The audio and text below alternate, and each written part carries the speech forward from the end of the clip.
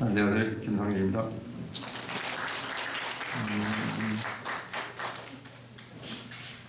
제가 여러분 해임발에서 작성한 거 혹시 인터넷 통해 보셨나요? 네. 안 보신 분 계세요? 안 보시고 이 자리에 오셨나요? 아무 준비 안 되고 오셨어요? 기초 지식 전혀 없이 오셨나요?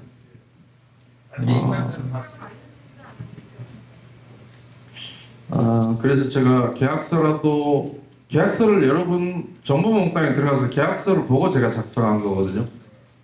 그래서 계약서를 좀 출력을 해놓으시면 계약서를 보면서 설명을 드리려고 했는데 지금 준비가 전혀 안 돼 있어요. 그래서 제가 해임 발의서만 보고 제가 간단히 설명드릴게요. 제가 오늘 차가 너무 많이 밀려서 여기 좀 늦게 왔는데 뭘 보고 설명해야 되는지를 잘 모르겠어요. 서류를 요 내용 그대로 읊을 수밖에 없습니다. 계약서를 보여드리면서 하면 더 좋을 것 같은데 물론 계약서가 화면에 나오지 않는데요. 혹시 저쪽에 이따가 빔 프로젝트가 이게 된다니까 연결이 되면 제가 설명하는 계약서를 띄워주시면 좀 더 좋을 것 같다는 생각이 듭니다. 여기 아무데나. 근데 뭐 없으면 없는 대로 해야지. 여러분이 집에 들어가 찾아보시면 될 것 같습니다. 지금 왜 이제서 오셨는지 모르겠는데 제가 수년 전에 여러분 조합원이 한 두 분, 아까 오늘 설명에 주관하시는 저분하고 또 다른 분, 뭐 안타깝게 돌아가셨다 하대요. 그분하고 몇 년 전에 오셨는데 그때만 오셨어도 조금 미리 막을 수 있었으면 좋았을 텐데 이제 다 입주는 하셨죠?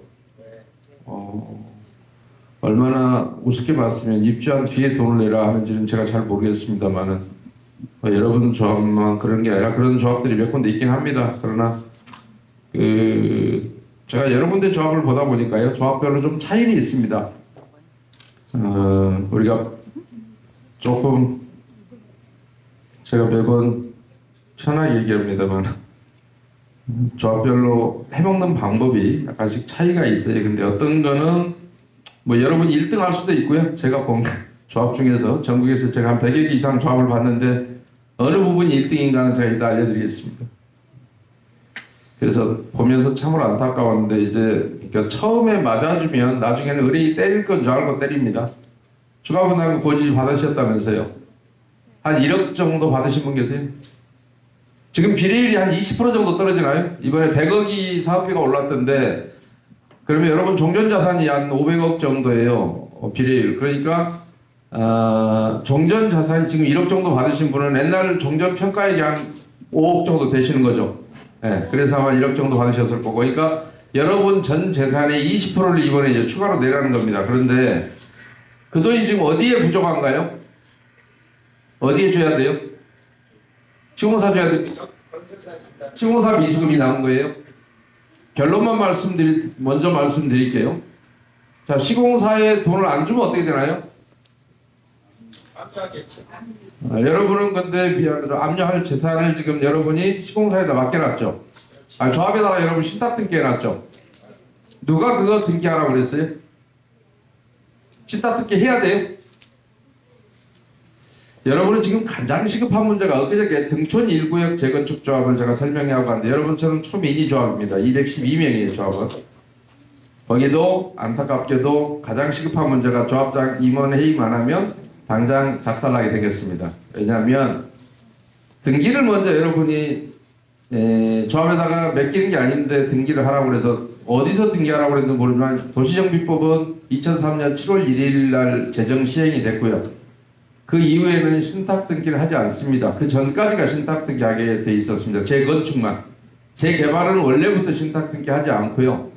지금도 주택법상 조합들은 신탁 등기를 해야 됩니다. 왜냐하면 주택법상 조합들이 리모델링 조합, 지역조합, 직장조합 이렇게 있습니다. 근데 그런 데는 소유권이 확보가 안 되면 분양 승인을 안 해줍니다. 그래서 형식적으로나마 등기를 조합으로 넘겨줘야 내가 이렇게 100% 대지 소유권을 확보했으니까 분양 승인해달라 이렇게 되는데 지금 도시정비법 체계하에서는요 81조 1항이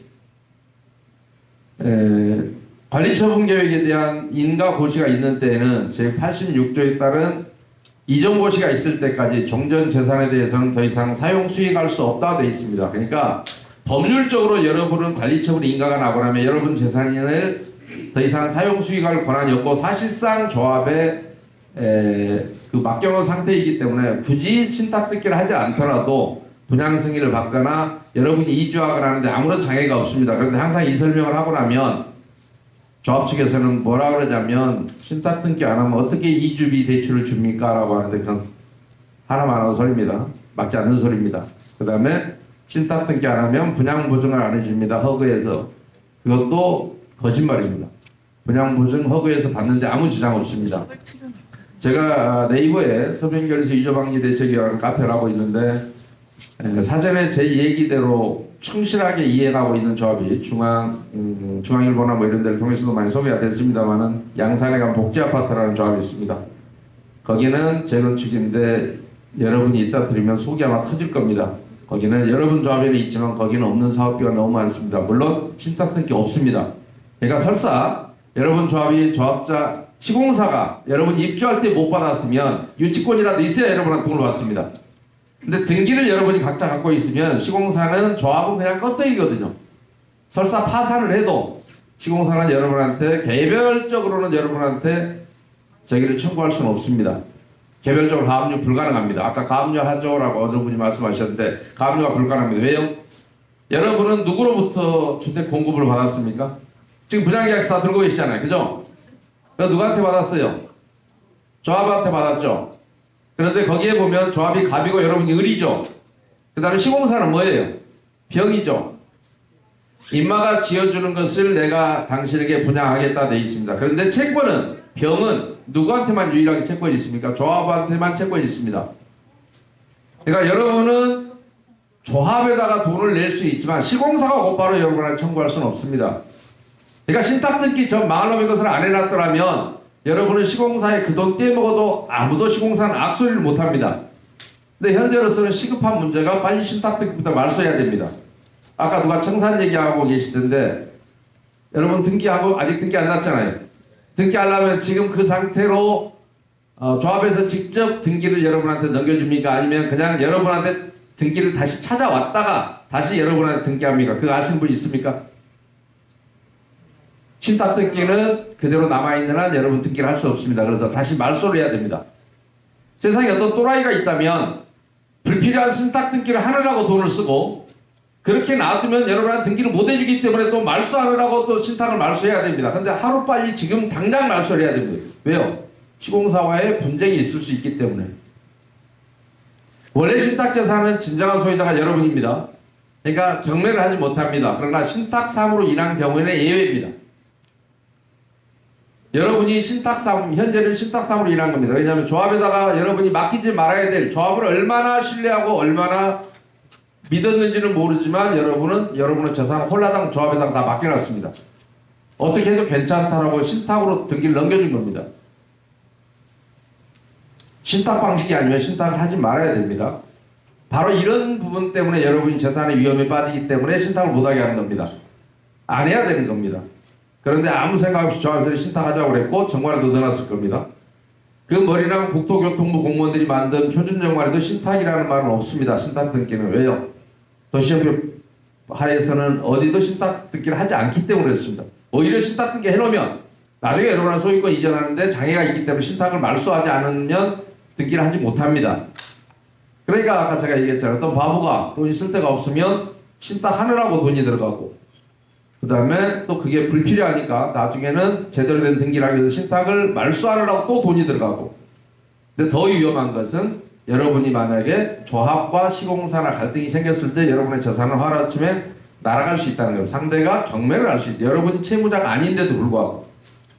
자, 이번에 추가 분담금을 여러분한테 내라고 고지를 받았던데 여기 저를 초대하신 분도 분담금 내역서에서 뭐 2,900만 원이요? 81만 5천 원 뭐 이렇게 받았던데 자, 여러분이 만약에요, 여기 다주택자 계시죠?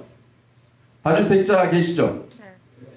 그분들은 이가 얼마나 억울하냐면 1주택이면 모르겠습니다. 여기서 살다가 뭐 몇 년 살면 2년 살면 양도세 안 내지 않습니까? 다주택자는 어차피 이익이 실현되면 양도세 내야 되겠죠? 그죠?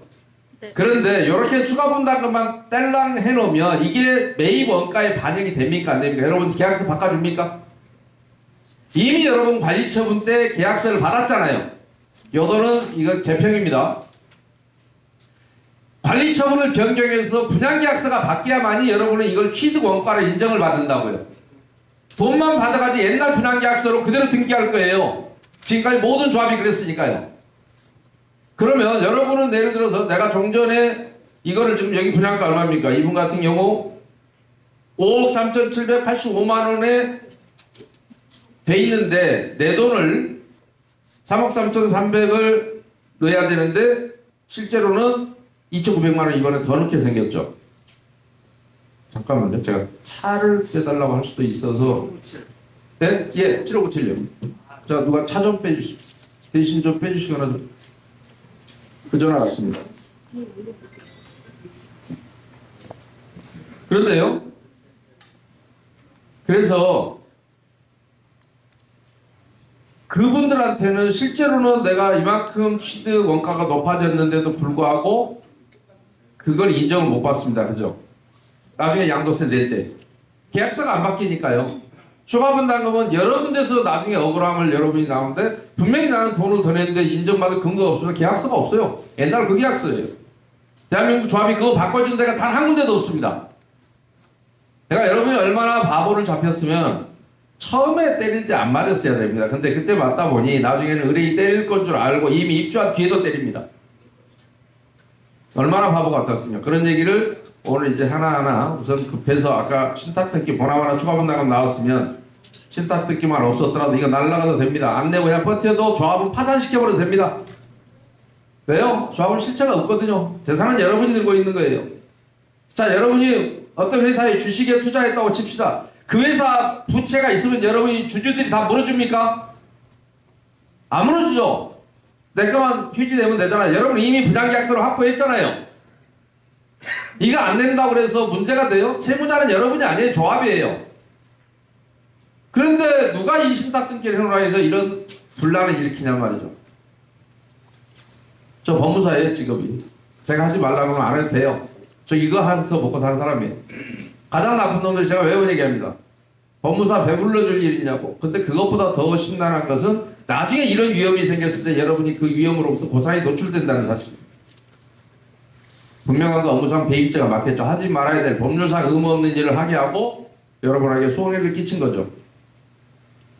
누가요? 정비업체가요? 그놈들이 표준 정관이 없다 보니까 무슨 가지번호를 붙여서 정관에다가 37조 A 무슨 뭐 42조 E 한심합니다. 이거 없어진 지가 언젠데 20년이 넘었는데 재건축만 그짓하고 있습니다. 그러다 보니까 그게 부러워 보이는데 요즘은 재개발 이론들도 과거에 도시 재개발법 시절에도 안 했거든요. 근데 이놈들도 요즘은 슬금슬금 한 100놈 중에 한 두세 놈이 또 신탁등기를 합니다. 법무사는 살판 났죠. 하지 말아야 될 거 하라고 등기비를 주니 또 그놈이 신탁만 합니까? 아까 말소는 뭐 별로 돈은 안 됩니다만 말소하는데 또 돈 받고 신탁하는데 돈 받고 소유권 이전해주면서 돈 받고 한 번이라도 여러분이 의문을 가져봤다면 조금이라도 조합일에 관심을 가졌다면 오늘날 이런 일까지는 없었을 텐데 아무튼 좀 이따가 제가 요거 이왕에 띄워놓으셨으니까 이거 보시다가요 제가 무슨 계약 설명하면 그 부분에 대한 계약서를 좀 열어보시면 나중에 참고가 될 겁니다. 근데 여러분 같은 경우 지금까지 그러면 여러분 총회 할 때마다 누가 다 서면 결소로 대신했죠. 의결권을. 그죠? 여러분이 직접 의결권 행사했습니까? 부분적으로. 네? 부분적으로. 대부분은 OS 아줌마들한테 여러분이 다 맡겼죠? 누가 그 OS를 쓰라고 그랬습니까? OS가 예산에 있습니까? 다 도시정보 위반한 겁니다. 자, 정기총회는 올해 정기총회는 내년도 예산을 편성하고 작년도 걸 결산하는 겁니다. 그렇죠? 정기국회도 그렇게 하지 않습니까? 근데 여러분은 매번 정기총회를 그 해에 거를 합니다. 예산이라는 건 원래 1회계년도 동안의 수입과 지출의 계획표입니다. 미리 세마에 정하는 계획 이렇게 헌법재판소가 정의하고 있습니다. 그러면 1월 1일부터 우리나라는 회계년도가 시작되는데 3월 말까지 정기총회 하라는 그 말이 내년도 거 예산을 그때 성립해야만이 1월 1일부터 3월 30일까지 쓴 거는 뭐 예산도 없이 썼잖아요. 정비업체나 서울시 공무원들 준예산 어쩌고 저쩌고 합니다. 맞지 않는 소리입니다. 준예산은 정부 예산에서는 있지만 여러분 도시정비법에서 준예산 제도라는 건 없습니다. 다 도시법 위반한 겁니다. 그러니까 그 해 정기총회를 하려면 그 해 정기총회 의결이 끝나야 예산이 성립되는데 그 예산도 없는데 그 총회를 하기 위해서 OS는 미리미리 돌아다닙니다. 전부 도정법 위반하고 있는데도 여러분이 아무도 타치를 하지 않으니까 오늘날 이런 참극이 일어난 겁니다. 이따가 이제 뭘 속았는지를 제가 설명을 드릴 겁니다. 하나하나. 시간이 많지가 않은 것 같아서 제가 좀 충분히 설명드리고 싶지만 아무튼 OS의 폐단에 대해서도 좀 길게 얘기하고 싶은데 죽기 전에 한 번이라도 OS 없는 총회를 한번 해보십시오. 여러분이 직접 결정하는 총회. OS가 들어가면 어떤 총회도 무조건 통과됩니다. 그러니까 여러분이 그만큼 여러분 재산을 누구에게 그냥 맡겨놓고 신경 안 쓴 그 결과에 대한 이제 얘기를 오늘 들으셔야 됩니다. 여러분 여기가 화이트보드가 있으면 제가 계산해 보겠는데 누군가가 메모지 들고 한번 계산 한번 해보십시오. 얼마나 절감 가능한지. 근데 제가 전체를 본 게 아니고 몇 개만 좀 지적할 겁니다. 그러면 오늘날 여러분이 무엇 때문에 추가 부담금이 나왔는지 정도는 알고 당해야 될 거 아니에요. 내가 무엇 때문에 혹시 조합장보다 훨씬 못나서 조합장이 그렇게 많이 똑똑하고 임원들이 많이 똑똑해서 여러분이 당하는지 아니면 여러분이 무관심에 당하는지는 알고나 당하셨으면 하는 마음입니다. 마지막 그러나 시정 기회는 있을 거라고 봅니다. 자, 지작물 철거미 이설 계약이라고 했는데 지작물 철거 혹시 계약 있으면 띄워놔 보십시오. 거기에 보면 자 그것이 제가 본 계약서 상으로는 10억 2,850만 원입니다. 그런데 요 지작물이라는 것은 원래 의미가 공익사업법 시행규칙에는 지작물이 정의가 나옵니다. 정비사업에 장애가 되는 모든 물건을 쉽게 얘기하면 지작물이라고 합니다. 토지도 미분양 신청자의 토지는 지작물입니다. 건물 당연히 쓸어버리고 철거하고 새로운 건물 지으려면 철거를 해야 될 겁니다. 지작물입니다. 말 그대로 장애가 있는 물건입니다. 정비사업에 지장이 있다고 생각되는 건축물 또는 공작물의 명세서라는 게 있습니다. 줄이면 지작물 명세서입니다. 사업시행 계획 때 들어갑니다. 그래서 가로수도 여러분이 지작물입니다. 뽑아내야 되겠죠. 철거해야 되고 아니면 갖다 옮겨 심든지. 그 다음에 매도 청구 분양 신청 안 한 사람은 토지를 매입을 해야 될 겁니다. 그래야 여러분이 매도 청구에서 매입을 해야 거기에 할 수 있습니다. 그러니까 조합원 토지가 아닌 것들은 다 지작물인 겁니다. 그런데 지작물이라는 게 마땅치 않으니까 여러분 정관에다가 그 37조 3항에 보면 도시가스나 수도 그 다음에 전기시설, 통신시설 등을 철거하고자 할 때는 사전에 관리권자와 협의하여 철거 기간이나 방법 등을 따로 정할 수 있다 이렇게 되어 있습니다. 그 얘기는 무슨 얘기합니까? 통신시설은 누구 재산입니까? 각 통신사 재산입니다. 자, 전기는 누구 거 재산입니까? 한전 겁니다. 자, 수도는 누구 겁니까? 서울시 수도사업 겁니다. 자, 가스시설 누구 겁니까? 지역별 가스 사업자가 따로 있습니다. 도시가스 사업자. 그 사람들 소유이기 때문에 그 사람들이 영업을 위해서 깔아놨는데 만약에 전봇대를 이거 한 20년 쓸 수 있는데 여러분이 이거 하느라고 한 10년 만에 철거해야 한다고 칩시다. 그러면 10년분의 잔존 가치가 아직 남아있겠죠. 내용 요소가 안 지나서. 그걸 여러분이 보상을 해줘야만이 한전이 그걸 치우도록 합니다. 치우도록 하는 게 아니라 자신들이 치웁니다. 그 돈을 받고요. 여러분들에게 원인자 부담금 고지서라고 그래서 여러분한테 내보냅니다. 여러분의 그 전봇대 값이 얼마인지 그 전기선 값이 얼마인지 알 수가 없습니다. 왜냐면 몇 년 된 건지도 모르고 그 가격이 얼마인지도 모릅니다. 그러면 그들이 계산해서 여러분한테 고지서를 내보내면 여러분은 한전에다 그 비용을 납부하면 비로소 한전이 직접 철거합니다. 지금까지 대한민국의 정비사업조합이 전기를 철거한 사례는 전무합니다. 그 다음에 통신시설 그것도 마찬가지 원인자 부담금 LG텔레콤, KT, SK 뭐 이런 하나로 정보통신망 있죠. 여러분은 몇 개 통신사가 들어와 있는지 여러분은 모릅니다.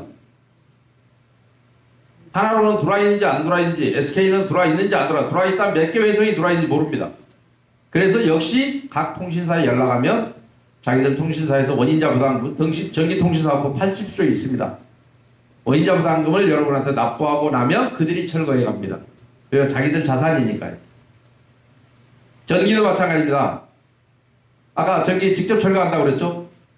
전기 같은 경우는 자기들이 조달청에다 업자 선정해서 철거시키고, 만약에 여러분한테 1억이라고 청구했는데 실제 입찰하니까 어떤 놈이 9,800만 원에 한다는 놈이 생겨나서 철거를 하면 여러분한테 200만 원 돌려줍니다. 정산까지 해줍니다. 어림잡아 계산한 다음에, 대충은 정확합니다만은 뭐 몇백만 원이 남기도 하고 뭐 이렇게도 합니다. 간혹 정산해 줍니다. 그러니까 여러분 조합이 선정한 그 업체는 전혀 철거를 하지 않습니다. 그런데 내려보십시오. 여기 뭐하러 했습니까? 자, 태진, 잠깐만요.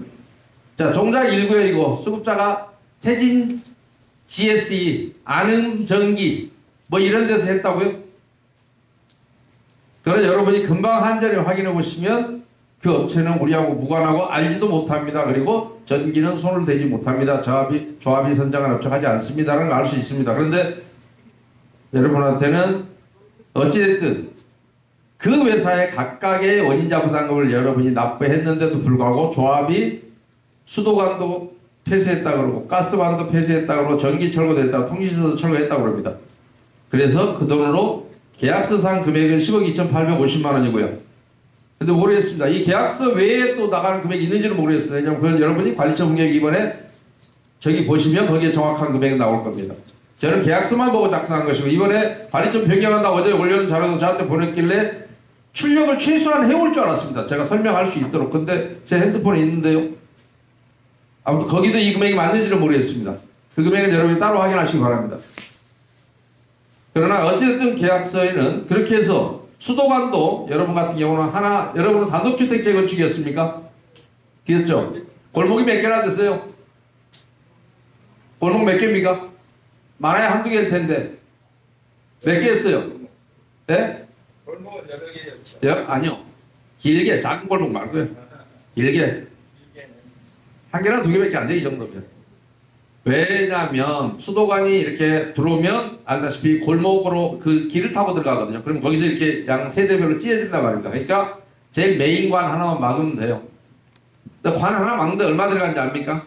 한 300에서 한 500만 원 들어갑니다. 관의 크기에 따라서. 여러분들 뭐 100 몇 명이 먹고 살았던 그 수도관 그까짓 뭐 얼마나 들겠습니까? 300만 원 잘 안 들 겁니다. 아마 더 작을 겁니다. 그런데 어찌됐든 전기와 수도와 서울시만, 지방은 그것도 부산시, 창원시 이런 데는 수도사업소에 직접 하고 역시 원인자 부담금 내라고 합니다. 근데 서울시만 이 망할 놈들이 조합이 네가 직접 달라고 자기들 감독만 하겠다고 합니다. 그러다 보니까 요 수도관만 놓고 보면 그래봐야 뭐 하나 자르는데 300에서 500 들어간다고요. 근데 수도관만 놓고 보면 마치 여러분 조합이 해야 되는 것처럼 보이나, 아까도 제가 뭐라 그랬죠? 서울시도 제가 하도 그 짓을 해서 왜 수도법 시행령에는 원인자 부담금 부과하고 너희들이 하면 되지, 뭐할라 조합이 하게 해갖고 조합원들 이렇게 고액으로 속이는데 10억씩 들어갈 일이 아니잖아요. 조합원들 헷갈리게 만드느냐 했더니 제가 끈질기게 질의를 해서, 물론 제 이름으로 질의하자, 저는 조합원이 돼본 적이 없어서요. 조합원들 이름으로 질의했더니 올 5월 달에 2024년 5월에 민원을 받아들여서 제도적으로 개선하겠답니다. 서울시도 지방처럼 자기들이 직접 자르고, 이제 앞으로는 서울시도 수도관마저도 여러분 조합이 자를 일은 없습니다. 그냥 시청에서 내려가는 돈 좀 내면 됩니다. 물론 수도관은 그 잔존같이 안 받습니다. 그냥 무상으로 줍니다. 파이프는 그 자르는 비용만 받고 나머지는 여러분한테 무상으로 팔아먹든 말든 합니다. 그러나 가스관 같은 경우는 그 잔존가치비 청구합니다. 물론 그거 철거하고 나면 여러분이 그 파이프 같은 거는 그냥 어디다 똥물상에 팔든 어쩌든 여러분 소유입니다. 이미 다 보상을 해줬기 때문에. 어찌됐든 종합적으로 15억 5,800이라는 돈은, 2,850만 원이라는 돈은 여러분이 부담하지 않아야 될 돈이고, 여러분이 그냥 우리 속된 얘기로 뒤통수 당한 겁니다. 눈탱이 맞은 거예요. 괜찮으세요? 그래서 안음전기와 부영내 생활폐기물 처리 및 지장물 이설물, 생활폐기물은 이렇게 처리하는 게 아니에요. 누가 처리해? 여러분이 처리 안 하면 구청이 수거해 가게 돼 있습니다. 어디에다가요? 쓰레기 봉투에 담아서요. 생활폐기물 처리 작업은 그렇게 하는 겁니다. 그러면 생활폐기물 처리했으려면, 용역을 몇 개를 하면 쓰레기 봉투 몇 리터짜리 몇 개가 필요한지를 알아야 되잖아요. 그리고 여러분이 방치해놓고 가면 결국 구청이 치웁니다. 그런데 보세요. 그래서 이 태진 GSE는 자 가스관도 잘랐고 저기도 잘랐고 한다고 하면 통신시설도 차단 공사를 했고 전기도 공사를 했고 아는전기는 전기공사 등록은 돼 있습니다. 그러나 한전이 하지 않았다고 제가 아까 말씀드렸습니다. 그런데 그 가스 시설 공사업을 하려면 가스 전문 건설업에서 가스 그 시설 공사업이라는 게 있어요. 거기 등록을 해야 됩니다. 이 두 회사 아름정이나 태진 GSE 제가 그 조회를 했습니다. 등록 안 되어 있습니다. 자격도 없단 말입니다. 설사 거짓말을 치려면 자격이 있는 데 봐야 되잖아요. 자 소송비를 썼다고 하려면 최소한 변호사 데리고 와서 이놈한테 썼다 이 정도 거짓말을 해야 되잖아요. 그죠? 의사도 아닌 놈한테 의료비 지출했다고 믿겠습니까? 그 다음에 폐기물 처리업 등록도 안 되어 있습니다. 폐기물 처리를 맡긴답니다. 그거는 아까도 말한 생활 폐기물이라는 것은 폐기물 처리업이 필요한 게 아니라 쓰레기 봉투에 담아서 버리도록 각 지자체 조례들이 그렇게 되어 있습니다. 그래서 아까 이런 것들이 가스 시설공사업 또는 정보통신공사업 등록을 안 해놓으면 2년 이하의 징역 또는 2천만 원 이하의 벌금에 처하게 되어 있습니다. 그런 기본 자격조차 안 돼 있는 업체를 어서 듣보잡 업체를 끌고 와서 여러분에게 조합이 했다라고 주장하는 겁니다. 자, 두 번째로요. 이게 10억 뭐 조금 넘습니다. 범죄 예방이 및 이주 촉진 용역 계약인데 9억 6천입니다. 여러분요. 9억 6천 별로 아닌 것처럼 보이지만 여러분 조합원 규모가 지금 몇 명입니까? 180 하나. 181명짜리 치고는 어마어마하게 많은 겁니다. 1,800만 원짜리 같으면 이게 96억 나가야 되는 돈입니다. 물론 96억 나간 걸 본 적이 없습니다. 대한민국에 6,000명, 7,000명 되는 조합도 봤지만 저기도 둔천주공 6,300명 우리 가락시장 6,400여 명 되죠. 원래 6,700 몇 명이었다면 내도청구자 빼고 뭐 좀. 그런데도 이렇게 안 비싼데 개인별 1인당 할당 금액단이 엄청 비쌉니다. 그런데 자 범죄 예방 영역을 해야 됩니까? 해야 되나요?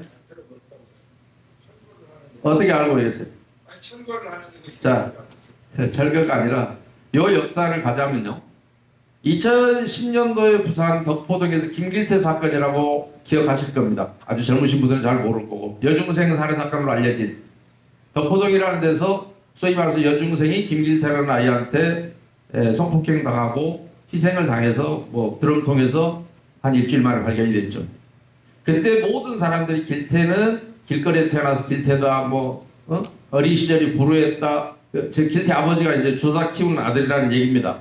근데 미리 누가 주사가라고 이름을 길태라고 지었을까요? 한심한 소리를 기자들이 하고 있을 때 그때 한국일보의 모 기자가 그 문제가 아니지 않느냐. 이 지역이 재개발 지역이라서 골목에 사람들이 이사를 가버리고 해서 등이 불이 많이 꺼져서 이 아이가 쉽게 범죄에 노출되더라도 누가 보는 사람도 없었고 CCTV도 없고 또 어둡다. 가로등이 많이 꺼져 있고 그리고 창문에서 세워놓은 불빛도 이사 가버리면 별로 없지 않습니까?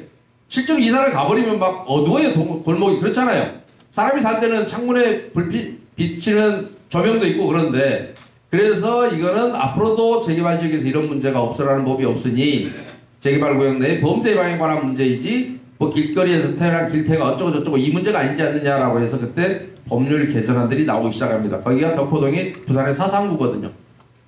노엘이 아버지가 있는 동네.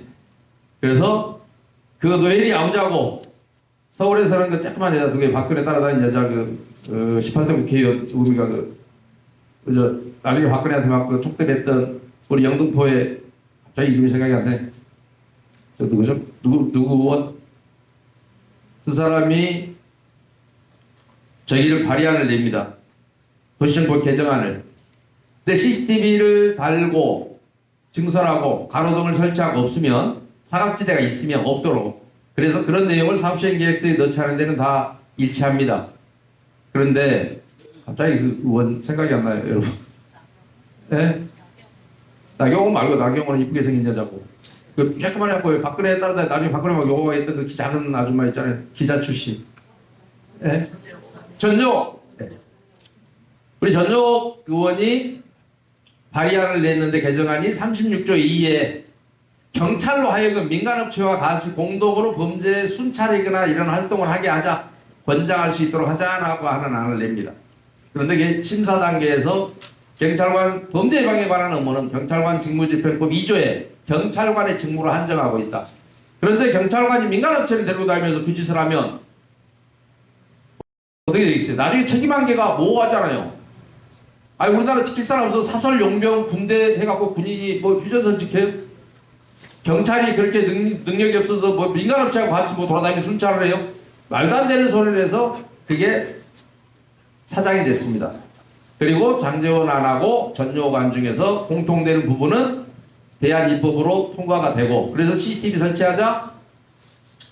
그 다음에 순찰은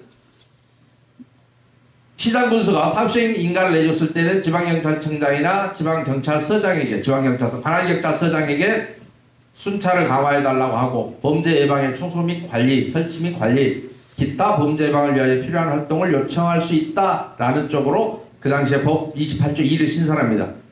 36조 2는 아웃됐고요. 민간업체와 어떻게 순찰하게 하느냐. 그랬더니 그 뒤로부터 업체들이 이거 법에 있으니까 순찰을 해야 된대요. 아니요, 법률에는 순찰을 경찰에게 요청할 수 있도록 되어 있습니다. 요즘 경찰이 순찰해갖고 도둑놈 잡습니까? CCTV가 잡습니다. 휴전선을 순찰해서 지킵니까? 아니요, CCTV가 지킵니다. 해안선을 군인이 순찰해 지킵니까? 아니요, 열화상 카메라가 지킵니다. 지금 세상이 어느 세상입니까? 그런데 범죄 예방 순찰을 해야 된대요. 법률은 CCTV 달아야 해서 CCTV 달아야 되는데, 이거는 달는데요. 사각지대가 있었을 때 달아요. 기존에도 많이 있어요. 그러나 사각지대가 혹시 있으면 그걸 달으라는 얘기입니다. 그 CCTV 달는데 돈 몇 푼이나 들어간다고. 아까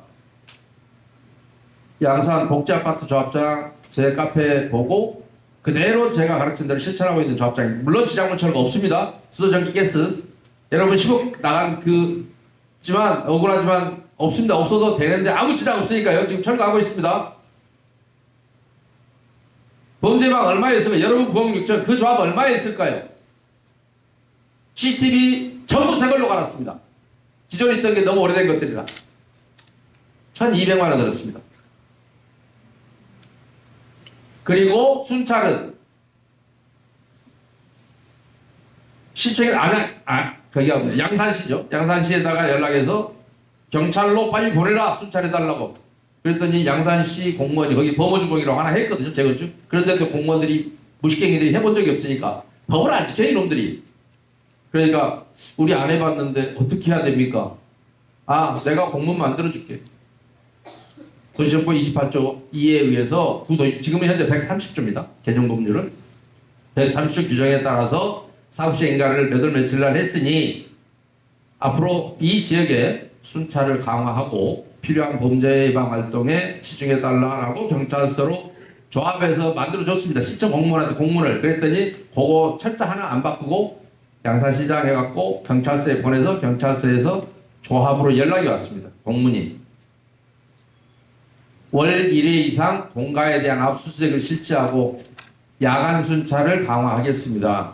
대신에 CCTV는 법률에 규정된 대로 설치해 주십시오. 당연히 설치해놨어요. 새 걸로 HD급 화질로. 왜요? 한 서너 달이면 다 뛸 거잖아요. 왜 1200만 원밖에 안 들어갔냐? 한 3개월 쓴 중고 샀어요. 3개월 쓰고 버릴 걸 새 거 사서 뭐하게요? 정보통신업체에다 연락해서 그냥 다른 데서 띈 거 있대요. 3개월밖에 안 썼다고. 그걸로 해주세요. 그래 1200만 원 들어갔어요. 왜요? 우리도 3개월 쓰면 버릴 건데. 여러분은 9억 6천 거기가 여러분보다 조합 규모는 큽니다. 277명 정도 됩니다. 여러분 180만 원, 180명이라 했잖아요. 그런데 중요한 것은 뭐냐? 이 업체가 그리고 CCTV를 경비업 등록을 해야 하는 거거든요. 여러분이 경호하는데 경호라는 말은 맞지 않습니다. 경비업이라고 하는 게 정확한 표현입니다. 영역업체 따라서 경호라는 말은 대통령 경호법에서만 쓰는 말입니다. 표현이. 그 나머지 우리 여러분이 알고 있는 경호업체라고 부르는 것은 경비업체가 정확한 표현입니다. 근데 경비업법상 등록을 하려면 이 CCTV를 달고 그것을 운용하는 경비업 등록을 하려면 기계경비업이라는 게 따로 있습니다. 보통은 다 시설경비업만 대한민국의 대다수 경비업체들은 시설경비업만 등록을 하고 있습니다. 그 중에 10% 정도가 신변보호업을 합니다. 연예인들을 왜 따라다니고 뭐 옆에 지키고 하는 애들은 신변보호업이라고 합니다. 기계경비는 대한민국에 불과 몇 개 회사가 안 됩니다. 왜요? CCTV를 보고 전문적으로 CCTV 분석하고 관제할 수 있는 그런 경비회사는 대한민국에 거의 없습니다. 여러분이 했던 그 회사는 기계경비업 등록 안 돼 있는 회사입니다. 왜요? 대한민국에 몇 개 안 돼요. 수요가 많지 않거든요. 그런데 용왕랜드 회사 듣보잡 업체입니다. 그런데 자 보십시오. 그거를 해서 범죄예방 영역, 뭐 이주관리 범죄예방 영역으로 맨 처음에 4억 3,283만 원에 계약을 합니다. 조합원 180명이 다 이주하는데 이주하세요라고 안내하는데 이렇게 많은 돈이 들어가나요? 180명이 살던 동네 CCTV 다, 물론 이 업체는 경비업 등록이 안 돼 있어 정보통신공사업 등록이 안 돼서 CCTV 다 업무를 못 합니다. 자격이 없다고요. 최소한 의사 자격은 있어야 진료를 할 거 아니에요. 기계경비업이라도 등록이 돼 있으면 할 수 있어요. 관제 업무를 등록 안 돼 있습니다. 경비업법 위반이자 정보통신공사법 위반입니다. 근데 맨 처음에 4억 3,280에 계약을 했을 때 2015년 5월 15일입니다. 여러분이 침묵하니까 이 사람들은 좀 패도 되겠구나. 2년이 지난 뒤에 2017년 5월경에 별도로 2주 촉진 계약을 다시 1억 9,800만 원에 다시 체결합니다. 그랬다가 2017년 9월 19일 또다시 한 4개월이 지나서 용역 계약을 5억 2,800만 원으로 변경합니다. 그래서 그 전에 원래 범죄방 2주 관리 및 범죄 용역 계약이 원래 업체에 건호 ENC에 아까 4억 3,283만 원 돼 있었다 그랬잖아요. 근데 2주 관리나 2주 촉진이나 2주 관리를 왜 하냐면 2주 빨리 가세요 라고 안내하려고 하는 거예요. 찐 계란과 삶은 계란이 뭐 크게 차이가 있습니까? 찐 계란이나 삶은 계란이나. 그런데 한번 맞아주니까 또다시 때리는 겁니다. 용왕랜드라는 회사를 데리고 와서 추가 계약을 해서 이 두 개 회사로 나간 게 아까 말한 9억 6천이 나갔던 겁니다. 처음에 맞을 때 안 맞았어야 돼요. 처음에 맞아주니까 이 여기는 때려도 되는 데구나. 2주 촉진 계약이요. 1억 9,800에 5억 2,800 한 7억 이게 넘는 돈이 나가잖아요. 너무너무 아깝습니다. 아마 이 분야의 전국 탑이 아닐까 싶습니다. 1인당 부담률을 따지면 뭐든지 1등하면 좋긴 좋은 거예요. 축하드립니다. 이주관리 범죄방도 4억 3,200이면 조합원 대비해서는 이것도 제가 지금까지 봤던 100개가 넘는 조합 중에서는 으뜸이 있지 않을까. 설사 으뜸이 아니면 3등 안에는 메달권 안에는 들어갈 것 같습니다. 그 다음에요. 성면 관련 계약입니다. 2010년 7월 16일자로 우리가 2009년도에 용산 사태가 나면서 또 도시협력이 변경되는데 그때 철거업체 그 대폭 희생이 있었기 때문에 철거업체와 충돌로 그 뒤부터 이제 법을 바꾸기를 철거에 관한 사항은 시공자와의 계약에 포함을 시켜라 이렇게 이제 법이 바뀌었습니다. 그랬더니 성면이다 이러면 성면이 철거가 아닌가요? 그 철거해야 될 대상물의 구성 성분이 성면이라는 거잖아요. 그죠? 그렇죠. 목재면 목재 철거. 철거에 다 들어가죠. 그러지 뭐 이게 이 건물 철거다 뭐 장판도 철거해야 되고 심지어 벽지도 종이도 철거해야 되고 목재도 나올 것이고 철재도 나올 것이고 폐 콘크리트도 나올 것이고 여러 가지가 있습니다. 성면이라고 해서 분리할 그 성질은 아니란 말입니다. 그냥 성면의 구성 성분일 뿐이에요. 그래요. 목재 철거 따로 뭐 철재 철거 따로 다 이렇게 할까요? 그렇게 할 수는 없잖아요. 철거를 하면서. 그래서 그 머리 나쁜 고통부 공무원들도 성면이 철거에 포함되냐? 철거에 포함된다라고 얘기하고 있습니다. 근데 안 지킵니다. 성면은 따로 해야 한다. 누가 그 규칙을 따로라고 만들었어요? 구성 성분에 따라서 처리 면허가 있고 없고는 차이는 있을 수 있습니다만 철거는 철거일 뿐입니다. 그랬더니 하도 안 지키냐 2018년 2월 9일날 성면 해체 제거를 조사와 해체 제거까지 포함한다 이렇게 법에다가 가로 열고 가로 닫고를 만들어놨어요. 그랬더니 머리다 보면 또 지방자치단체 공무원들이 이때부터만 성면은 포함된다 이럽니다. 그냥 재차 설명한 거에 불과해. 하도 안 지키고 그걸 하니까. 그런가 하면 제법 똑똑했던 서울시내 어떤 구청은 원래 철거인데 다시 재차 설명한 거에 불과하다 이렇게 합리적으로 해석하는 애가 있는가 하면 아니 이때부터 법이 바뀌었으니까 성면은 이때까지는 따로 해도 됩니다. 뭐 그런 논쟁을 떠나서요. 성면을 철거를 하려고 하면 여러분이 성면 조사 계약을 합니다.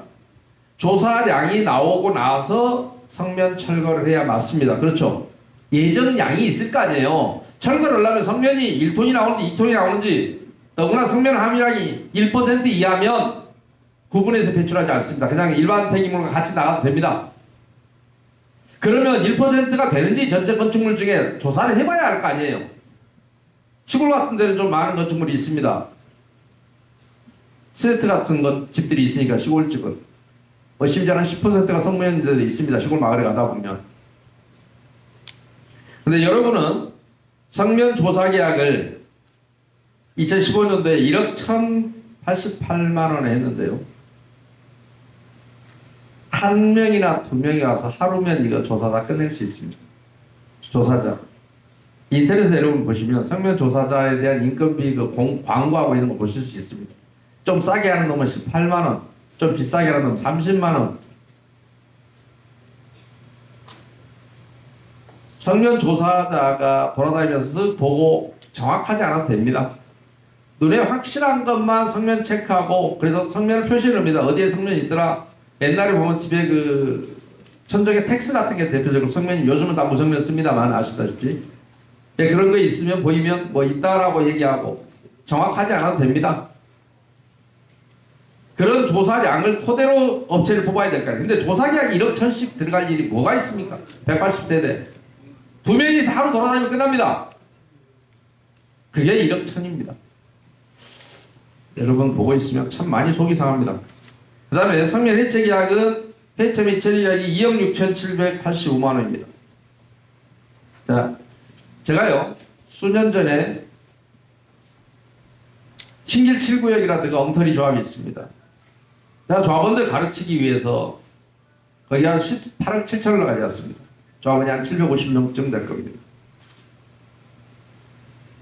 그래서 제가 성면 배출량이 여러분 구청에 가고 있습니다. 억울하면 찾아보시면 됩니다. 얼마를 뻥튀기 했는지를. 구청에 거기는 영등포구청은 청소과에서 담당합니다. 구청마다 과는 다릅니다. 여러분은 폐기물과가 따로 있는지 모르겠습니다. 폐기물과 없는 데는 청소과에서 하고 뭐 이렇게 합니다. 근데 조합원들 제가 50명 끌고 청소과에 쳐들어갔습니다. 성면 반출량 내놔. 성면은 어차피 나와서 생산이 간다. 반출해서 어느 차량이 싣고 가서 어느 매립장으로 붙였는 폐기물의 일생이 나옵니다. 그것을 국립환경관리공단에서 운영하는 올바로 시스템이라는 전자 추적 시스템이 있습니다. 대한민국의 모든 폐기물은 그 올바로 시스템, 일반 폐기물도 그렇고 성면도 그렇고 다 이렇게 등록을 하게 되어 있습니다. 폐기물의 일생을 확인할 수가 있습니다. 몇 번 차량이 몇 월 며칠 날 하고 왔는지 여기서 나올 때 개근해서 구청에서 반출증을 끊어줘야 차량이 움직일 수가 있습니다. 그러니까 신고를 하게 되어 있습니다. 그래서 그게 있어야 매립장에서 그걸 받아줍니다. 그래서 제가 거기는 18억 7천 나갔다고 했잖아요. 17억에다가 부가세 1억 7천이니까. 그래서 가서 저보다 끌고 가서 검사를 했더니 얼마 나왔느냐. 약 145톤. 톤으로요. 성면을 싣고 다니는 차량이 25톤 덤프트럭입니다. 호로 씌워서 이렇게 여러분 보셨을 겁니다. 왜냐면 흩날리면 안 되니까 호로를 씌우는 시설이 있어야 되거든요. 비산먼지, 성면에 먼지가 굉장히 해롭기 때문에. 그러면 차량 6대 물량이죠. 물론 그날 작업을 하기 때문에 정확하게 6대라고 얘기하기는 어렵습니다. 25톤 다 차갖고 하는 게 아니라 오늘 10톤 나와서 10톤 갖고 출발하고 내일 5톤밖에 안 나왔으면 5톤 갖고 그날 처리를 합니다. 폐기물 매립장에서 성면은 들어오면 바로 묻고 바로 복토를 해야 됩니다. 그날부로. 흩날리면 안 되니까요. 그만큼 해롭습니다. 근데 우리는 과거에 뭐 성면에다가 삼겹살도 구워버리고 스레트에도 그렇지는 않다 하더라도 자 그러면 더 붙들어 간다 갖고 가족들의 생계를 책임지는 가장들도 많습니다. 제가 정확치는 않은데 보니까 차 가격이 한 1억 5천에 2억 정도 가는 것 같습니다. 지금은 또 많이 올랐을 겁니다. 그 당시에 몇 년 전이니까요. 2013년, 14년도 이때입니다. 제가 차량 가격 대충 조사할 때 막 1억 5천 정도 하는 것 같아요. 러프하게 보니까. 차 9대, 6대에다 25톤씩 틀었다고 치고 총 물량이 145톤이라 그러니 6대 실으면 150톤이잖아요. 그죠? 두 번 다시 차 안 쓰기로 하고 차체 묻어버리면 9억이 들어갑니다. 그런데 17억입니다. 자, 여러분 여기 몇 톤이나 나왔을까요?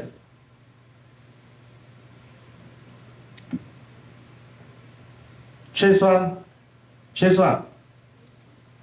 아무리 적게 잡아도 여러분은 10배 정도, 정상적인 가격에 비해서는 10배 정도는 특이해졌을 겁니다. 참으로 안타까운 일입니다. 2억 6,785만 원, 180세대 정도면 한 3천만 원이면 썼다 벗었다 하지 않을까 싶습니다. 당시 시세. 조사도 어찌됐든요. 조사 1억 천은 어마어마하게 한 부산의 거제 뭐 조합에 들어가서 바뀌었다 그래서 초대해서 가서 성면 조사 보고서 갖고 와라. 너희들이 충분히 볼 수 있다. 여러분이 들어가서 보면 이제 기가 막힙니다. 만약에 여러분이 해임에 성공해서 들어가면 내가 왜 이렇게 억울하게 추가 부탁을 내야 되는지 원인 정도는 알아야 될 거 아니에요. 누가 해먹었는지 정도는 알아야 될 거 아닙니까? 용서하시겠습니까? 가면 성면 조사 보고서라는 게 있습니다. 그 거제 그 조합이 한 1억 2천인가 썼습니다. 조사 저기로 조합원이 한 600명 가까이 되는 조합이었습니다. 여러분보다 한 3배 큽니다. 조사자가 18일 한 명이 18일 한 명이 6일 24일간 조사했습니다. 자, 한 명씩 물러나고 조사자 명단이 있습니다. 한 놈이 24일간 조사한 거에 1억 2천이면 많이 억울하잖아요. 그죠? 그럼 한 놈 인건비가 한 달 근무했다 치고 하루에 50만 원씩이니까 비싸죠. 그죠? 많이 비싸죠? 50만 원요? 1억 2천이니까. 아, 그렇습니까? 그래서 24일인가 했었던 확인했습니다. 자, 여러분도 가면 제가 이게 뭐 다 두 놈이 사놓으면 다 될 것 같습니다라고 제가 얘기했던데 한번 억울하면 들어가서 성면 조사 보고서 한번 보자 하십시오. 몇 놈이 했는지를. 네. 그러고요. 성면 감리. 어차피 쓴 김에 막 씁시다. 여기도 5,302만 원 들었는데 제가 성면 감리를 우리 그 양사복지아파트 그 전에 아마 조합이 몇 억 잡아놨어요. 감리비로. 그래서 내가 요거요 한 3천만 원 주면 적당할 겁니다. 제가 그랬습니다. 그랬더니 전화가 왔어요. 진짜로 3천만 원이면 하겠던데. 아이 한다니까요. 그래도 남아요. 막걸리 한 잔 얻어먹어도 돼요. 성면 그 철거하는 동안에 감리원이 와서 현장에 와서 그 뭐 규정 지키는지 보는 인건비잖아요. 그 며칠이나 걸리겠어요. 성면 그거 200 몇 세대 성면 철거하는 거. 며칠 안 걸려요. 뭐 양이 얼마나 나온다고요. 여러분은 더 적을 것이고. 자, 그런데 3천만 원이라고 해놨. 근데 거기는 그 조합장님이 하도 저를 팔아서 많이 얘기를 해버리기 때문에 이런 사기꾼 업체들이 절대 안 들어옵니다. 저하고 부딪히는 걸 정말 싫어하거든요. 오늘 설명회를 하고 나면 아마 저를 있는 대로 욕을 또 할 겁니다. 여러분 내일부터는 시달릴 거예요. 왜 그 새끼를 불렀느니 뭐 어쨌느니 해가면서. 그런데 거기 얼마에 했을까요? 성면 감리를 3천만 원이라고 했는데 3천만 원 주면 넉넉합니다. 대신에 소주 한 잔쯤은 얻어 먹어도 됩니다. 1억 5,300만 원이고요. 많이는 안 튀겼어요. 근데 거기 얼마에 했느냐? 980만 원이었습니다. 맨 처음에 1,200만 원을 했다가 또 220만 원 깎았답니다. 그래서 980만 원에 성명 감리했습니다. 요거는 돈 얼마 안 되니까요. 그 다음에 진짜 재밌는 거 하나 있습니다. 어차피 해먹은 김에 남의 조합 얘기 같죠? 실감이 옵니까? 우리 조합에서 이런 일이 있었다는 게 약간 실감이 오긴 옵니까? 올게요. 아, 그래요? 아예 짐작을 하고 있었습니까? 정비기반시설공사 계약 부풀리기로 인한 수원의 34억 2,830만 원 이렇게 나왔습니다. 자, 정비기반시설공사라는 건 알다시피 도로와 공원 이런 걸 가리키는 겁니다. 근데 이 공사비만큼은 원가 계산서를 붙이게 돼 있습니다. 사업시행 인가서에 도시정법 시행령 47조 2항 제11호 규정에 따라서 새로이 설치하는 정비기반 시설 조소 및 거기에 따르는 설치비 계산서를 붙이도록 되어 있습니다. 사업시행 계획서의 한 부분입니다. 그래서 제가 부랴부랴 그것을 원가 계산서 사업시행 근데 여러분의 사업시행 계획을 총회를 했잖아요. 근데 총회에서 사업시행 계획서 올라왔더라면 이 원가 계산서가 붙어 있어야 맞거든요. 그죠? 공사 원가 계산서 이렇게 여기에 필연적으로 들어가야 설계 도면이랑 원가 계산서 감정평가서 토지값도 있으니까 땅값도 있으니까 여기에 들어가 줘야 사업시행 계획서가 만들어져 인가가 난다고요. 이걸 여러분들한테 총회에 올렸어야 돼요. 사업시행 계획서 전체를 올려야 되니까. 근데 안 올렸습니다. 감추는 놈이 범인입니다. 여러분 지금 34억 정도의 기반시설 공사가 두탕을 해보였습니다. 몸에 좋았던 모양이에요. 재탕을 했습니다. 두 군데 회사에. 아까 이주가지도 재탕했죠? 하나는 이주가지라고 표현했고 하나는 이촉진이라고 표현했고 여러분들 그 얘기 들으니까 무슨 뭐요? 저기 전철협이 와서 그런 일이 있었던 것 같다. 전철협 그 불법단체입니다. 그냥 설사 안 나가면 명도수송하면 그냥 개운하게 집행해 줍니다. 그것들하고 협상하고 타협할 일은 아닙니다. 일부러 그것들을 끌고 들어옵니다. 이 조합이 물러가면 누군가가. 그러고 업자가 내가 이거 처리해 주겠다라고 용역을 따냅니다. 그러니까 그런 얘기까지 여러분 순진하신 분이니까 그까지 제가 말씀 안 드리겠고요. 어찌됐든 그랬는데 그때도 이중이 있었지만 여기는 정말 재밌습니다. 이 원가 계산서를 가지고 보통 이 원가 계산서를 우리 경쟁 입찰을 하면 대부분 예전 가격이라는 얘기 들어보셨죠? 예전 가격을 뽑을 때 국가가 입찰할 때 원가 계산서 전국 품셈에 의해서 아마 여기 설명 들으시는 분 중에 건설업이나 종사하시는 분들 많을 거예요. 정부가 품셈 어떤 공사를 하는 데 있어서 이렇게 공사비를 뽑는 어떤 폼이 있어요. 하나의 원칙이. 그거에 의해서 공사 원가 계산서를 뽑는 거거든요. 그러면 이걸 갖다가 원가 계산서를 뽑아서 입찰을 시키면 현재 조달청의 입찰 낙찰가율은 87.4% 정도 됩니다. 그러니까 만약에 원가가 10억이 나왔다 그러면 88억 7,400 쓴 놈이 낙찰된다 이 말입니다. 평균 낙찰가율이 저 옛날에 공무원 생활할 때 85% 정도 됐습니다. 지금 좀 올라갔더라고요. 그런데 자, 여러분 이 원가 얼마로 보입니까? 본 적이 없죠. 제가 여기 초대했던 분한테 부랴부랴 지금까지 비대위 활동하고 권익 활동한다면서 이것도 모르시면 어떡하겠습니까? 빨리 정보공개 청구하세요. 정보공개 청구를 했습니다. 그랬더니 아주 운 좋게도 어저께 줬어요. 여러분 회의인발에서는 이 다음에 확인해서 알려주겠다 이렇게 써놨습니다. 그때까지는 몰랐으니까요. 자, 34억에 간 이것이 원가가 얼마나 될 것 같습니까? 틀려도 괜찮습니다. 얼마나 될까요?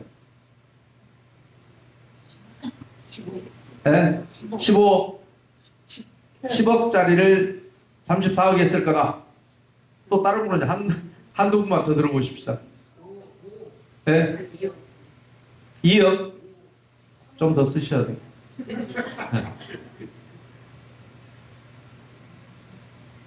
4억 391만 8천 원인가요? 8,700원인가요? 4억 391만 8,700원. 제가 눈이 저기였었는데 아무튼 4억 400은 안 됩니다. 그런데 34억이 했습니다. 견딜만 하세요? 제가 여러분 조합은 약간 특징을 갖고 있습니다. 맨 처음에 맞을 때 안 맞아야 됩니다. 가정폭력 그러잖아요. 처음 할 때 그때 조정을 해야지 안 때립니다. 근데 그때 침묵하면 때리는 줄 알고 이제 때릴 건 줄 알고 때립니다. 자, 여러분들이 요거는 구청에 인가받은 공사비예요. 자, 공사비가 구청에 인가하는 총회가 몇 개 있죠. 자, 조합 설립 총회 하죠. 예. 자, 조합 설립 인가 때는 계략적인 사업비를 인가하는 겁니다. 사업 시행 인가 때 사업비가 한번 정해집니다. 관리처분 계획 때 사업비가 한번 정해진다. 이것들은 다 20%를 현장 참석을 요구하고 있고 법이 그다음에 인가를 받도록 하고 있습니다. 왜냐하면 사업비가 정해지기 때문에. 사업시행 인가서에서 여러분에게 인가했던 정비기반시설공사는 4억 300이란 말입니다. 이 인가 금액을 바꿔야 될까요? 바꾸지 말아야 될까요? 어떤 경우에 바뀌겠습니까? 도로가 종전에 8m 도로였는데 12m로 늘려라 이러면 설계 변경이 일어나니까 바뀌어야 되겠죠. 그 외에는 이 공사비가 바꿔야 될 이유가 있나요? 없나요? 인가를 받았는데 구청에서 지금 잘 감각이 안 오세요? 그런데 처음부터 불량한 생각은 아니었습니다. 너무너무 환상적인 게 2018년 9월 20일자로 이양건설이라는 데와 4억 449만 원에 1차 계약을 했었습니다.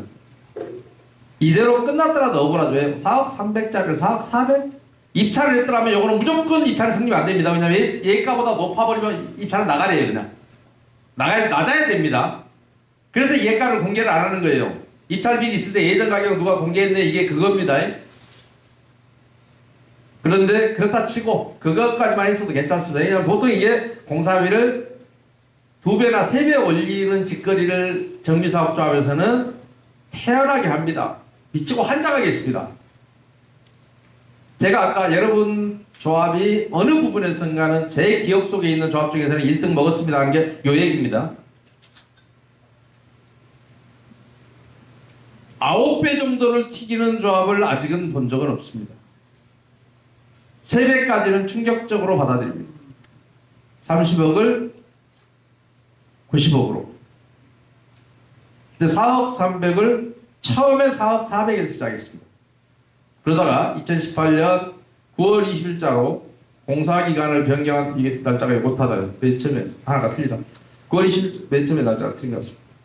공사비를 5억 7,400으로 변경합니다. 아직 공사 착공도 안 했는데 무슨 공사기간 변경입니까? 원래 이놈들이 쓰는 수법입니다. 추접스럽게 어디서 배웠는지 모르겠어요. 이거는. 공사기간을 조그맣게 잡아놓고 이렇게 빨리 끝나는 공사가 아닙니다. 왜냐면 마지막에 끝나요. 미리 도로 포장해놓은 공사들 다니면서 다 배려버려요. 그거. 그래서 마지막에 해야 되는 게 기반시설 공사예요. 아파트 다 지어지고 나서 마지막에 도로 포장해줘야 될 거 아니에요. 도로하고 공원을. 그죠? 그 다음에 2019년 6월 9일경에 다시 또 공사를 3개월 연장한다고 7억 4,400으로 늘립니다. 그 다음에 또 한 5개월 지나서 2019년 11월 4일 3개월, 2개월 막 이렇게 늘리면 계속 공사비 늘리는 거예요. 실제로 이때까지 아마 착공도 안 했을 거예요. 공사가 언제 지어지는데요? 지멋대로. 아파트가 다 지어지고 해야 된다고요. 이거는 마지막에. 그런데 2019년 11월 4일 날 다시 공사기간을 연장한다는 명목으로 14억 690만 원으로 올라갑니다. 그랬다가 2019년 12월 23일 또 한 달 후입니다. 한 달 20일 후입니다. 한 달 19일 후 정확하게. 다시 공사비는 15억 8,158만 원으로. 도대체 이 사이에 무슨 일이 있었는지 모르겠지만 이렇게 5번에 걸쳐서 줄기차게 올라가서 15억 8,150만 원까지 정점을 찍습니다. 누구와? 이양건설과. 4억 300짜리가. 그 다음에 그런데요. 재밌는 거는 요 놈보다 먼저 낼름했던 놈이 하나 있습니다. 2017년도에 앞에 거는 정비기반시설 공사라고 되어 있습니다. 그런데 앞에 놈이요. 2017년도에 뭐라고 써놨냐. 진입도로 1차 공사 또는 도시계획도로 이렇게 해갖고 DHS 건설과 18억 4,250만 원에 이미 계약이 2017년도에 돼 있었습니다. 이게 뭔일입니까? 왜 재탕을 했습니다. 물론 저는 계약서만 보고 말씀을 드리기 때문에 DHS와 타절하고 여기 했다 그래도 지금 한 3배, 4배 올라갔죠. 근데 이 2개 계약서만 저는 봤기 때문에 타절했으면 계약서 여기다 올릴 필요 없잖아요. 2017년도에 DHS 건설에다가 했는데 제가 무슨 말씀을 드리려고 하냐면 자 도로 공사를 하다 보면 필연적으로 여러분 공사가 있는지 모르겠지만 전기 공사가 필연적으로 포함이 됩니다. 왜요? 신호등이나 요 전기 시설이 들어갑니다. 차선 도색 뭐 이것도 하지만 신호등 같은 게 들어가는 경우도 많고 아니면 도로를 관통해서 뭐 이렇게 전기를 그러니까 낮에 저기를 하더라도 길을 넘어올 때 여러분 전기 지금 지중화돼 있습니까? 아니면 그냥 이렇게 전봇대로 막혀 있습니까?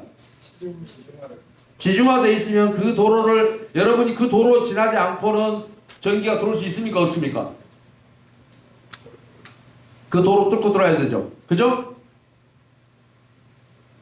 그런데 이 회사가 아까 이양건설이라고 그랬나요? 그 회사는 전기사업 등록이 안 돼 있어서 못합니다. 자, DH건설 전기공사업 등록은 2000년 12월 13일 날 했습니다.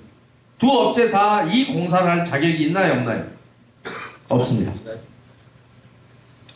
그래서 15억, 18억, 개운하게 34억 여러분이 밀어주셨습니다. 아까 4억 300이었기 때문에 9배가 아니라 10배네. 가만히 있어봐. 34억이죠. 아니, 9배인가? 4억 3배니까 4부 36, 9배까지 안 돼가 8배? 그죠? 이 분야에서는 아무튼 확실하게 1등을, 전국 1등 하셨습니다.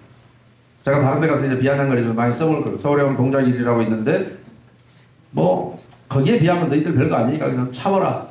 너희 5배밖에 안 올라갔다. 3배밖에 안 올라갔다. 2등짜리를 내일 모레 설명을 합니다. 주안 4구역입니다. 약 20억입니다. 주안시설 공사가. 다행히 거기는 해임에 성공해서 이제 선임을 앞두고 설명을 해주기로 했습니다. 그런데 얼마에 했느냐? 20억인데 약 20억입니다. 119억에 했습니다. 그래봐야 6배입니다. 근데 여러분하고는 게임이 안 되죠. 여러분이 골드메달이고 그쪽은 실버메달입니다. 아무튼 축하드립니다. 그러다 보니 감리도 기반시설 감리하는 놈도 옆에서 저기만 이렇게 올려주니까 자기도 좀 올려받고 싶지 않겠어요? 그래서 기반시설 감리 영역도 2017년 9월 5일 날 정확건축사무소 AA와 2억 6,950에 했다가 2019년 6월 24일자로 3억 7,400으로 했습니다. 그런데 여기도 올려주면 안 되는 게요. 당초의 계약 조건이 공사 착수부터 완료 시까지로 되어 있습니다. 무조건 올려달라 하면 올려줍니까? 무슨 일이 있었을까요? 아니, 한번 그러기 위해서 계약하는 거 아니에요? 이렇게 아무 때나 올려주고 싶어 그냥 말로 하지 말라 계약서를 써요. 안 그렇습니까? 시작해서 끝날 때까지 해결을 했는데 그러면 설사 중간에 특별한 사정이 없는 한 올릴 방법이 없죠. 상대방으로서는 요구할 수가 없습니다. 그렇죠? 재밌습니다. 옆에서 올리는데 근데 나래도 내가 감리해도 올리고 싶을 겁니다. 좀 뭐 두 군데가 해먹고 있고 공사 누가 한지 압니까? 근데 DHS가 있나요? 저기가 있나요? 모르죠. 저도 모릅니다. 근데 알고 싶지 않으세요? 아는 억울해요. 쪽팔리지 않습니까? 어쩌다가 그런 지경에 처했어요. 여기는 아까 50억만 절감해도 여기는 비율이 10%가 올라갑니다. 자, 그 다음에 아직도 배가 고픕니다. 조합이 마감재 공사도 어떻게 있냐? 시스템 에어컨 마감재 업그레이드는 집중적으로 공사 계약을 체결했는데 공사 마감이 임박할 무렵에 했더라고요. 그런데 마감재 업그레이드 경우에 기존에 영역비가 왜 변경된지 잘 모르겠어요. 기존에 13억 2,550에서 14억 9천 50만 원으로 이것도 또 갑자기 변경이 됐던데, 자 여러분요 마감재만 보면 내가 이걸 어떻게 보아먹는지 아니까 사실 말씀드리는 겁니다. 적용 특화도 그렇고 그런데 자 마감재를 원래 그러니까 여러분이 계약을 하려고 하면 마감재가 A에서 B로 바뀌면 원래 마감재를 시공사가 주는 거 안 쓰겠다는 거 아니에요, 그죠? 그렇잖아요. 여러분이 마감재를 변경해서 외부 업체가 들어왔다고요. 그러면 시공사에서는 그 마감재가 빠져요? 아니면 그대로 존속해요? 빠져야죠. 근데 뺐나요? 여러분이 외부 업체를 끌어들여서 별도로 공사를 해버리면 시공사는 가만 앉아있어서 공사를 할 필요가 없게 됐잖아요. 괜찮으세요? 그 자재 어디 갔어요? 그거 누가 먹었어요? 원래 도급계 아까도 얘기했잖아요. 아무 때나 올려주려고 하면 말로 소리를 쓰냐고요. 계약서를 말만 잘하면 올려주는데, 근데 뭐에서 뭐로 올랐길래 여기서 또 1억이 오르나요? 1억 몇천? 1억 7천인가요? 13억 2,550에서 14억 9천인데 그거 아시는 분? 왜 1억 7천이 올랐는지 아시는 분? 돈이 그렇게 많아요? 그냥 지금이라도 돈 달라고 또 주실 거예요? 만약에 이 돈을 분담금을 주시려고 생각했으면 저를 안 불렀겠죠. 물론 여러분 전체 생각인지 뭐 여기 저를 초대하신 김영희 씨 생각인지 잘 모르겠습니다만은 그래서 여기까지 오신 거 보면 안 줄 생각도 조금은 있죠. 많이 있어요. 제가 매번 이런 얘기합니다. 대한민국이 그 교육열이 되게 높은 나라죠. 세계적으로. 부모가 이후에 어쨌든 부모는 자식 교육을 위해서 대단히 많은 돈을 투자하지 않습니까? 근데 부모의 마음은 이놈이 많이 가르쳐 놓을 테니까 누군가 동수 쳐서 좀 먹고 사기도 좀 치고 해갖고 먹고 살아라 이렇게 가르치는 부모는 있을까요? 부모의 마음은 뭘까요? 내가 이놈을 좀 힘들더라도 가르쳐 놓으면 누구한테 속임은 안 당하겠구나.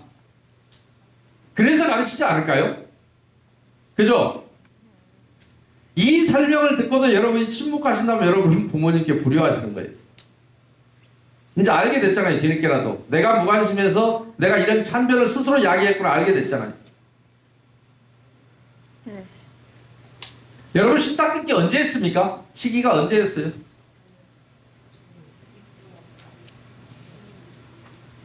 제가 일일이 하자면 끝도 갓도 없는데요. 신탁등기가요 2017년도에 이주비를 받으면서 어떻게 됐냐면 이주를 받으면서 신탁등기라는 얘기는 없었어요. 네. 100만 원씩 100만 인감증명 하나씩 내라 그랬어요? 아니 이주비를 받으면서 100만 원씩을 띄었어. 각 세대별로 100만 원 신탁 등기 한 거예요? 그렇게 100만 원을 띄었을 때는 신탁등기 얘기가 없었고 건물에서 쓰레기를 다 안 치웠을 때 쓰레기 치우는 그 돈으로 그놈은 아까 생활 폐기물 처리하는 놈 아까 있었잖아요. 그거가 그 별 범죄 예방, 뭐 지작물 철거하고 뭐 그러니까 생활 쓰레기 치운다고.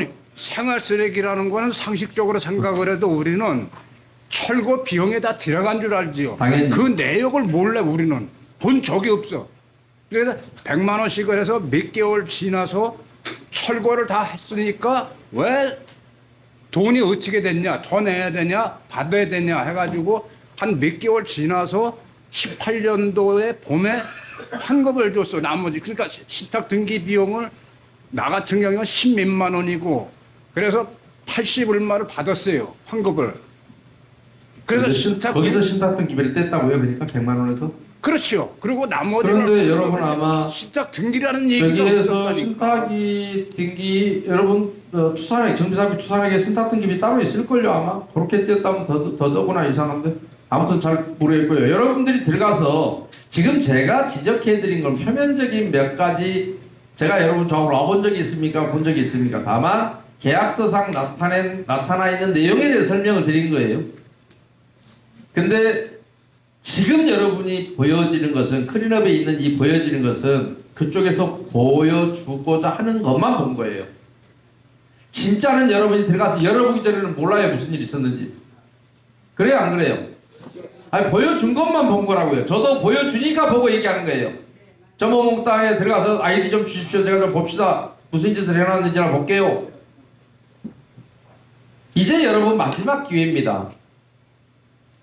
내일 모레. 다행히 뭐 근데 어떻게 이번은 연임을 저지했다면서요. 근데 이제 조합장 혼자 마지막 잔치는 나홀로 잔치를 하려고 지금 준비 중에 비례를 20% 떨어뜨리고 조합장이 무사한 조합장이 있다? 그런 얘기 들어본 적 없습니다. 더구나 입주 후에는 입주 전에는 무슨 얘기만 하면 사업 늦어진대요. 자, 박근혜 탄핵할 때 북한 쳐들어온다 했어요? 안 들어온다 그랬어요? 쳐들어왔어요? 사업 빨리 가는 것과 무슨 상관이 있지? 그분이 아니면 여러분 저희가 안 지어졌을까요? 여기 임원하셨던 분들 정말 정신 바짝 차리셔야 됩니다. 왜냐하면 지금 줄 잘 서셔야 됩니다. 제가 추구하는 것은 임원들 재산 다 뺏는 겁니다. 저는 원래 제가 고참 그렇게 합니다. 왜요? 민법 35조는 법인의 불법행위에 대해서 이사는 연대의 책임을 지도록 되어 있습니다. 지금이라도 참여하는 마음으로 열심히 해서 이 비리 규명하는데 동참해서 나는 모르고 했다. 왜요? 비상이니까 뭘 얼마나 알겠어요, 막말로. 그러나 법률적으로 책임질 수밖에 없습니다. 이사회에서 모든 걸 결정했거든요. 이거 어떡할 거예요? 재산 무슨 수로 지켜요? 법률상. 여러분이 해임 성공하는 날 할지 안 할지 모르지만 제가 보니까 좀 시원찮아서 할 수 있을지는 잘 모르겠어요. 솔직히 말하면. 많이 답답해 보였어요. 우리 조합은 좀 답답합니다 하는데 하도 규모도 작고 그래서 가봐야 목만 아프겠다 싶어. 왜요? 큰 조합이나 작은 조합이나 하는 짓은 똑같거든요.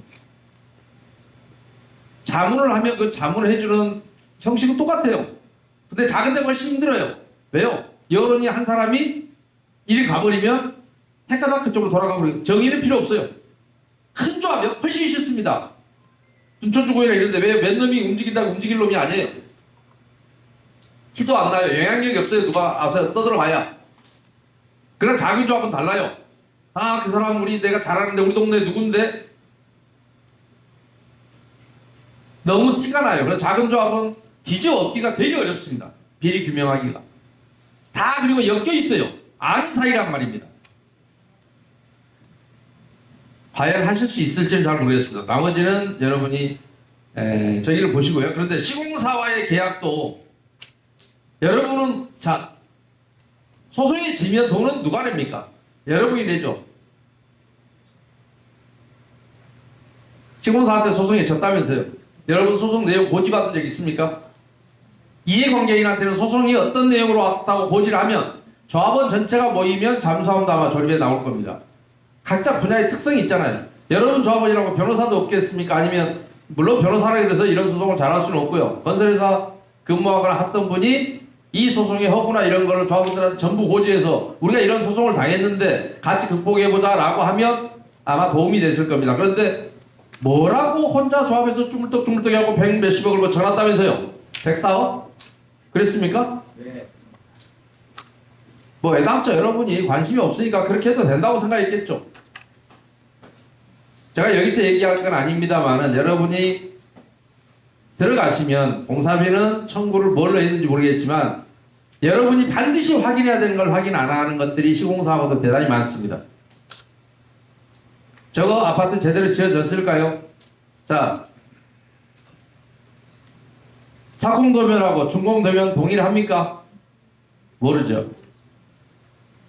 구청에 착공신고한 자재가 그대로 쓰여져 있습니까? 아십니까? 모르죠. 여러분이 할 일은 아무것도 안 했어요. 자재가 제대로 다 들어가 있을까요? 그러니까 공사 원가 그거를 우리가 요즘 뭐 순살 아파트니 뭐니 많이 여러분 언론 보도 보셨을 텐데 여러분이 억울하면 여러분한테 공개하고 자기 거 조합이 아니잖아요. 여러분의 대표일 뿐이지. 이렇게 해서 우물딱주물딱에 저놈은 어떡하라고요? 이 진 이유가 뭔지는 압니까? 혹시 여러분 주인이니까요. 저는 뭐 제3자니까 모르고요. 소송서를 본 적이 없어서. 제가 하는 건 그냥 지적 정도라면 왜 소송 보지 않았느냐? 이해관계인들은 여기인데 왜 이분들한테 소송이 어떤 소송이 들어왔고 우리 조합원들 이거 좀 도와주세요. 변호사가 이 소송 잘할 수 없다고요. 오히려 여러분 중에는 건설에서 다니는 분이 있다면 이 소송서를 보면 시공사가 뭘 요구하는지 알 거라고 부당한 요구인지 아닌지도 알았을 수 있다고요.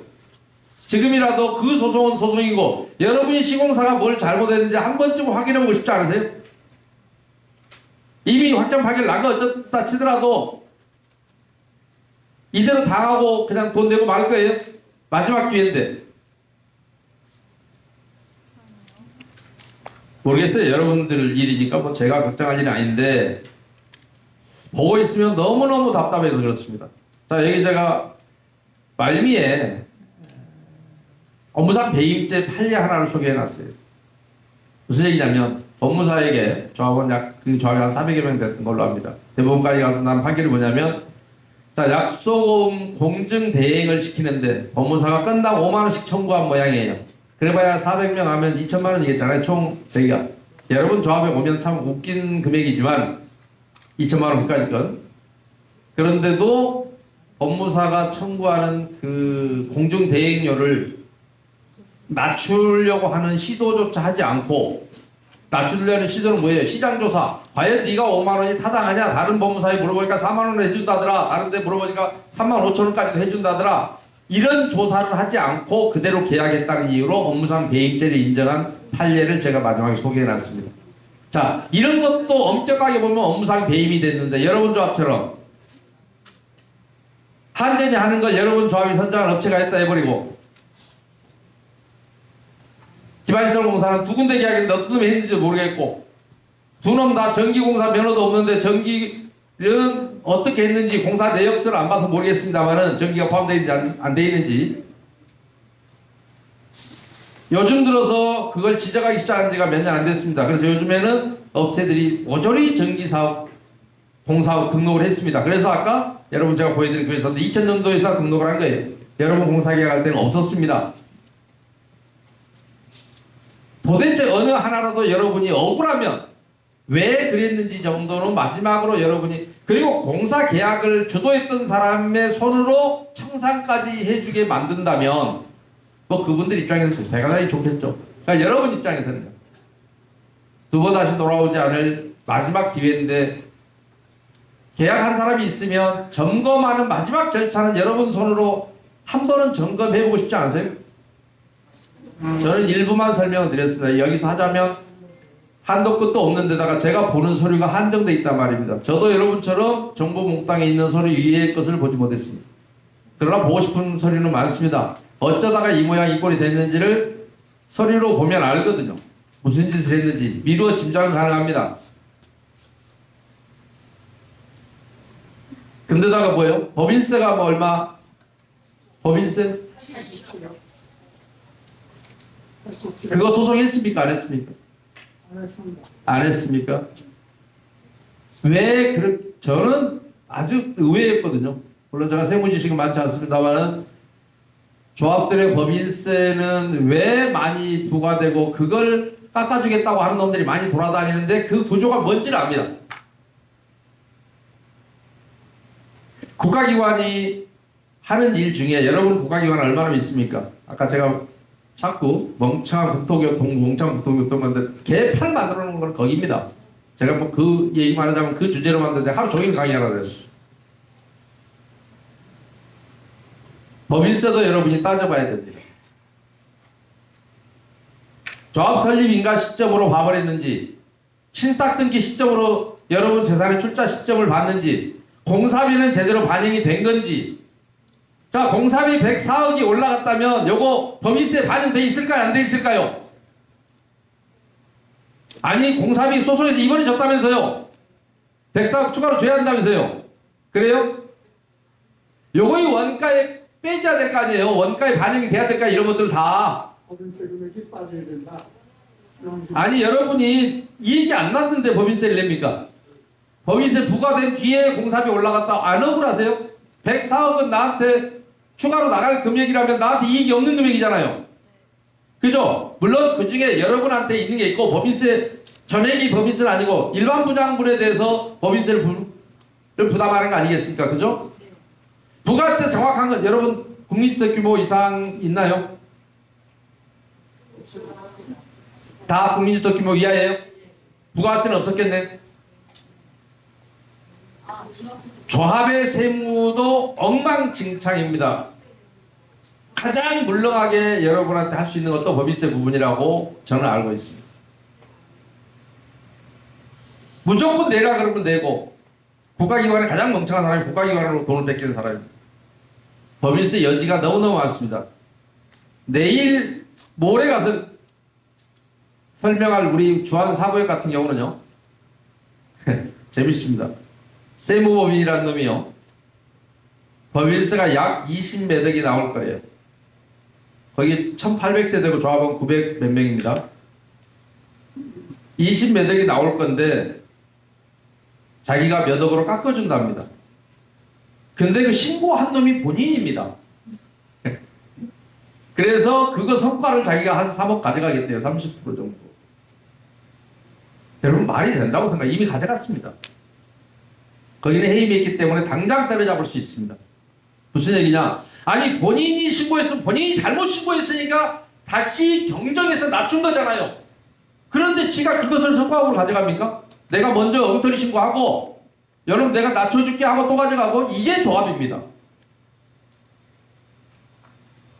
근데 여기서 70매덕 난 상상이 안 갑니다. 이런 걸 처음 들어봤어요.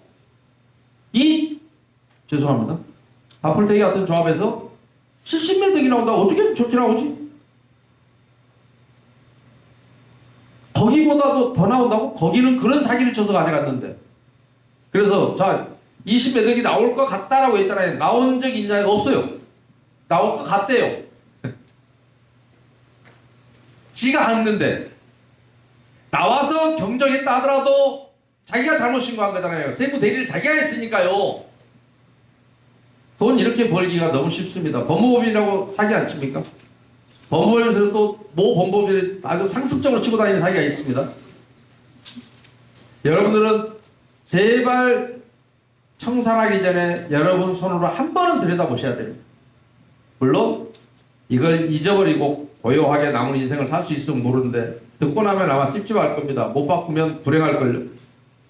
괜찮으시다면 저는 한 2가지 정도 더 예. 질문을 제가 드리고 싶은데. 예 저기 하고 나서 마지막에 질문 받아드리겠습니다. 저희 이게 다 끝났습니다. 예.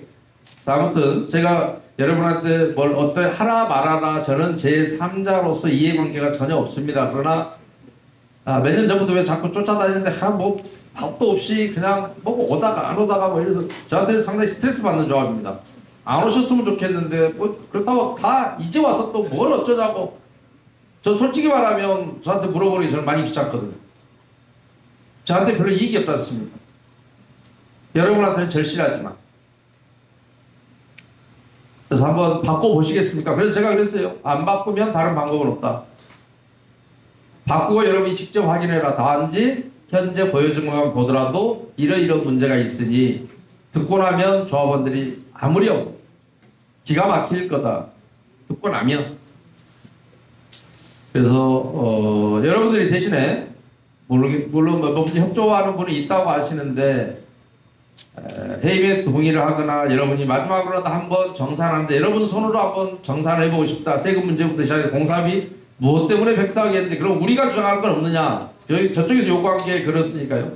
분명히 있을 거라고 저는 생각합니다. 물론 아직 시작이 안 됐기 때문에 제가 이 자리에서 공개석상에 다 말씀드릴 수는 없다는 것이 저희 한계입니다. 제가 2020년 6월 2일 날 서울지방경찰청 31개 경찰서 지능범죄수사팀들 직장교육을 4시간 하면서도 안타깝지만 다른 문제는 내가 다 설명하겠다마는 시공사가 하는 짓거리가 있는데 그 부분만큼은 여기서는 내가 설명하지 못하는 게 있으니 양해해달라고 했습니다. 그러나 수사기관이 알면 대한민국 전체 시공사가 치고 있는 이 사기극을 알면 봐줄 수는 없고 그렇다고 그 문제가 표면화되면 대한민국 건설사 다 망할 텐데 라고 하는 것 때문에 제가 말 못하는 부분도 있습니다. 다만 여러분이 조합을 바꾼다면 혹시 여러분 조합에도 그런 문제가 있을지 개별적으로는 얼마든지 밝히시기를 원합니다. 제 설명을 이걸로 끝마치고요. 제가 조금 자료가 좀 있었더라면 보면서 좀 됐으면 조금 더 했는데 오늘 시간도 늦은 데다가 제가 좀 죄송하다는 말씀 드립니다. 워낙에 차가 생각보다 많이 밀렸습니다. 그래서 출발할 때보다도 30분 이상이 늦어져서요. 조금 제가 늦게 도착했던 점 다시 한번 사과 말씀드리겠습니다. 그리고 이제 여러분들 저기 하시면 네? 예. 그래서 여러분들이 가시다가 요 발의서를 준비했다고요. 저기 발의자 대표께서 발의자 대표님이 김영희 조합원님, 표미갑 조합원님, 홍문표 조합원님 세 분 다 오셨습니까? 홍문표 조합원님, 예, 또 표미갑 조합원님 세 분이 발의자 대표로 되니까 아마 요 제가 이걸 빨리 카톡이나 어디다 올려서 받으십시오 했는데 아무튼 좀 많이 얘기가 좀 그래요. 아무튼 좀 카톡에 못 올렸습니다. 뭔지 모르지만 어쨌든 좀 많이 답답해 보입니다. 그래서 제 생각 솔직히 말씀드리면 에이 조합이 해먹을만 했구나라고 하는 생각은 떨칠 수가 없습니다. 솔직히 말씀드려요. 여러분의 무관심도 무관심이고 물론 아까도 얘기했지만 자존심에 관한 문제라서 여러분들이 마지막으로라도 뒤늦게라도 이런 사실을 알고 여러분이 자존심을 찾게 되기를 저는 개인적으로는 바라겠습니다.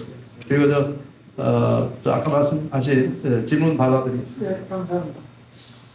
첫째는 참 간사님 같은 분들을 뭐라고 호칭을 해야 되는지 모르겠는데 이렇게 늦게 만나게 늦게 말씀을 듣게 된 것이 대단히 유감스럽고요. 두 번째는 지금 우리가 지금 소송에서 졌지 않습니까? 한장문을 받았단 말씀이에요. 근데 87억 또 변호사 비용 별도 까지 그 금액을 다 받기 전에는 연 12%씩 이자가 는다. 라는 판결을 받았어요. 그러니까 저기 말씀하시는 거예요? 예, 공사비, 소송권에 대해서. 그래서 제 소견에는 내 개인적 소견에는 이게 자꾸 지금 이 공사비가 연 12%씩 늘어나니 어떻게 우리 조합원들하고 해서 합리적인 방법을 해가지고 가출해서 이걸 먼저 갚고 내지는 갚으면서 동시에 또 이런 것도 추궁해야 될 거 아닌가 이런 생각을 가지고 있거든요. 그런데 이런 거기에 대해서 사람마다 조금씩 죄송합니다. 무슨 말씀인지 알겠고요. 사람마다 조금씩 판단의 기준은 다를 수 있습니다. 네. 제가 조합원이라면 갚지 않습니다. 저는 그렇게 말씀드리고 싶고요. 그 다음에 그 대신에 아까 제가 말씀드린 대로 하루빨리 조속히 신탁 등기를 말소하는 게 필요한데 그러려면 빨리 조합장을 해임하고 하루라도 빨리 해임하고 신탁부터 저 같은 말소하겠습니다. 왜냐하면 지금 등촌일이 얼마 전에 제가 한 며칠 전에 설명하고 본 데가 그렇습니다. 자, 조합장이 일을 잘못해서 거기도 똑같이 이렇게 이중계약 뭐 이런 것들이 있고요. 똑같이 있는데 제가 유튜브에 올려놔서 이거 보시면 됩니다. 그런데 몇억 청구를 수년 전에 해서 재건축이니까요. 그게 뭐 80몇 억인가 했는데 그 돈을 공탁을 하고 등기를 이전을 했어야 하는데 안 해갖고 아마 그게 다른 길바닥을 소유한 사람인데요. 그게 다른 사람한테 팔아먹은 모양이에요. 근데 산 쪽에서 540억인가를 아마 조합을 상대로 청구해서 조합원 212명이 540억어치 길바닥 만약에 소송에 패소하면 조합원들 전 재산 날아갑니다. 왜냐하면 이미 남은 잔존 가치가 대출 2주비를 썼기 때문에 212명 거 재산 그까지 또 몇 푼 남았겠어요. 그럼 콜라당 나가면 집도 전도 없어질 거다. 그래서 제가 뭐라 했냐면 바로 그래서 제가 신탁등기 못하게 하는 건 등기비가 문제가 아니라 법무사는 좋습니다. 그런 거 쓸데없는 거 주면 얼마나 좋습니까? 그런데 일단은 거기도 다 철거는 끝났어요. 여러분들이 등기라도 신탁 말소하면 일단은 땅은 다 찾아오잖아요. 그러면 뭐 하려고 조합 저거 망해버리든 말든 놔둬버리고 여러분 지역조합으로 가시지 그럽니까? 지주택으로 하면 새로 시작하면 되죠. 안 그래요? 그런데 조합에다가 저렇게 맡겨놓으면 조합이 판결에 지면 그 돈 고스란히 물어준다라고 제가 얘기했잖아요. 아까 제가 서두에 여기도 신탁 등기로 고통받고 있어서 그런 위험성 때문에 빨리 해임하고 신탁 등기부터 말소해서 여러분 재산부터 찾아놓고 보십시오. 등기는 합니다. 근데 어차피 등기하려면 신탁 말소해야 돼요. 그 상태에서 등기를 못합니다. 그래서 그런 말씀 드렸고요. 저 같으면 아까 조합원님 같은 걱정을 하시는 조합원도 있을 텐데 그거에 어찌됐든 그런 걱정이 해임에 부정한 영향을 안 미쳤으면 좋겠다는 생각이 들어요. 왜냐하면 해임과 그거는 상관이 없는 내용입니다. 여러분이 어쨌든 억울하면 해임해야 되는 게 맞고요. 억울하지 않으면 어차피 뭐 한 번 당했는데 뭐 당한 김에 그냥 뭐 돈 찔끔 갖고 한 번만 조금 마지막 당하면 누군가는 행복할 겁니다. 조합장 해임권은 과반수입니까? 3분의 2입니까? 과반의 과반인데요. 무조건 반대자가 나오지 않기 때문에 찬성하는 놈으로는 50%를 받을 생각을 하셔야 됩니다. 반대하는 놈이 오면 얼마나 좋겠습니까만은 이 조합을 다 팔아먹어도 30%는 변하지 않습니다. 조합장을 지지합니다. 그건 어느 조합이랑 똑같습니다. 아마 대한민국 지금 다 팔아먹어도 윤 정부를 지지하는 30%가 우리 국민 중에도 있지 않습니까? 조합도 똑같습니다. 너무너무 닮아 있습니다. 과반만 동의를 받으면 무조건 과반이 찬성하는 사람으로만 받으셔야 돼요. 왜냐하면 반대자가 안 오기 때문에 아예 침묵합니다. 반대자는. 희한하게 조합을 존중하고 끝까지 지키려고 하는 그런 세력들이 있습니다. 그래서 어쨌든 무조건 찬성을 50% 받는다고 생각하셔야 그 성공하십니다. 87억에 대한 연 12%그 문제는 그냥 놔두면 안 될 것 이제 같아요. 어찌 됐든 아까도 말씀드렸잖아요. 저 같으면 뻗대고 시작한다고요. 신탁만 말소할 것 같으면 조합은 채무자인데 조합이 파산 상태에 빠지다면 여러분 재산에 아무 지장 없거든요. 하여튼 그 신탁 문제를 하여튼 조급히 그러려면 지금 조합장이 신탁을 해주면 참 좋은데 내일이라도 신탁 말소해주면 참 좋은데 안 해줄 겁니다. 왜 안 하는지 모르겠지만 여러분 다 같은 조합원이라면 무조건 해줘야 됩니다. 다른 데서 제가 얼마 전에 제 후배 법무사 녀석이 저한테 와서 선배님 신탁 등기에 대해서 선배들한테 물어봐도 한 놈도 제대로 된 대답을 하지 않는데 제 생각에는 안 해야 될 것 같기도 한데 어느 게 맞습니까? 선배님이랑 답이 있을 것 같아 왔습니다. 그래서 안 하는 거야. 법무사의 나쁜 놈들 이거 어느 새끼들은 무조건 다 죽여야 된다고 제가 얘기했습니다. 그래서 신탁 문제를 그내고 제가 허그 직원하고 통화도 했습니다. 허그 직원이 너희들 핑계로 너희들이 자꾸 하라고 하는데 저희는 그거 하라고 한 적 없습니다. 그 통화 녹음도 제가 개인적으로 갖고 있어요. 제가 녹음도 안 하는데 어쩔 수 없이 녹음을 했어요. 신탁 등기를 말합니다. 말소를 시키려면은 이 조합장이 허가가 있어야 됩니다. 네, 있어야 됩니다. 예, 조합장이 등기 저기니까 조합원들이 어떻게 할 수 없습니다. 등기 관리자니까요. 여러분 못합니다. 이미 넘겨주는 순간 여러분 거 아니에요? 조합부에 조합 말소하면 말소. 등기 관리자잖아요. 거기가. 그러면 그거 하려고 그러면 말소를 하려면 조합장 행동을 해야 말소가 됩니다. 아이고 내일이라도 당장 해달라고 요구를 하셔야 되고요. 그런데 안 해준다면 정말 그 여자 나쁜 사람이에요. 관계 조합장이 조합 내일이라도 해주면 돈도 그거 얼마 안 들어요. 건당 한 5만 원 더 팔려. 말소 등기는 쌉니다. 5만 원이면 될 일인데 그것을 뭐 하려고 여러분 재산을 거기다 이론뿌리 잡아갖고 들고 있습니까? 어차피 그리고 이전 등기 해주려면 말소해야 이전 등기 합니다, 여러분. 주택건설 촉지 다시 설명드립니다. 주택건설 촉지법 시절에는 시작 등기 했어야 돼요. 2003년 6월 30일까지는 시작 등기를 했어야 됩니다. 그러나 2003년 7월 1일부터는 하지 않습니다. 하지 않아야 맞습니다. 하면 장애가 되기 때문에 어차피 벗겨내야 됩니다. 네, 말씀을 시켜야 됩니다. 요즘 현 정부에서 하는 다모아 주택 그냥 모아주택이라고. 모아 주택 네. 거기도 그 신탁 문제를 해야 됩니까? 안 해도 아니요. 신탁을 어디도 하지 않습니다. 도시적법상 조합은 하지 않고요. 네, 잘 알겠습니다. 모아주택 그거는 이론상 있는 얘기고 100% 되지 않습니다. 다음 것은 네? 등기하고 파산관계 이 부분에 대해서 한번 설명 좀. 그죠? 파산관계라고 조합이 말씀하시죠. 파산 선고를 받았다. 등기하고 관계 이런. 아무 상관없죠. 등기를 여러분이 마지막에 그냥 지금은 사업이 완료됐기 때문에 마지막으로 이정무 씨 해버리면 끝납니다. 이정무 씨는 아무것도 아닙니다. 사업 완료됐습니다라고 제가 누가 이정부 주택입니다. 조합이 관보를 통해서 구보 아마 여러분 동작구청은 어쩐지 모르겠습니다. 일주일이 되게 구청에서 구보가 2번 나옵니다. 화요일 금요일 그러면 월요일날 한 거는 화요일날 구보에 올려주고 예를 들어 수요일날 신청한 거는 목요일날 나온다 목요일날 올려주고 이렇게 조합이 안 그냥 해줄 때. 네? 조합이 안 해줄 때는 강제할 수 있는 방법이 없습니다. 지금 조합장을 해임할 수 있는 방법은 어떻게 해야 돼요? 예? 지금 조합장을 해임할 해임 할인서를 내주고 빨리 50%가 동의하면 그냥 해임해요. 그냥 바로 지금 네. 그러니까 이 꼴을 계속 보실래요? 아니면 해임하실래요? 여러분의 선택이에요. 저하고는 아무 상관없습니다. 1일 청산 여러분이 잘 되든 못 되든 저하고는 상관없습니다. 2청산 3청산 다만 딴 데 가면 정비기반에서 2탕 해먹은 놈 8배 튀긴 놈이 있다 이런 얘기는 소개를 할 겁니다. 입이 좀 싸거든요 지금. 제가 한 가지만 여쭙는데요. 내가 지금 제가 이제 그 보내주신 거를 김대희 씨가 보내주신 거를 이제 대충 다 읽어보았는데 이 건에 대해서 전번에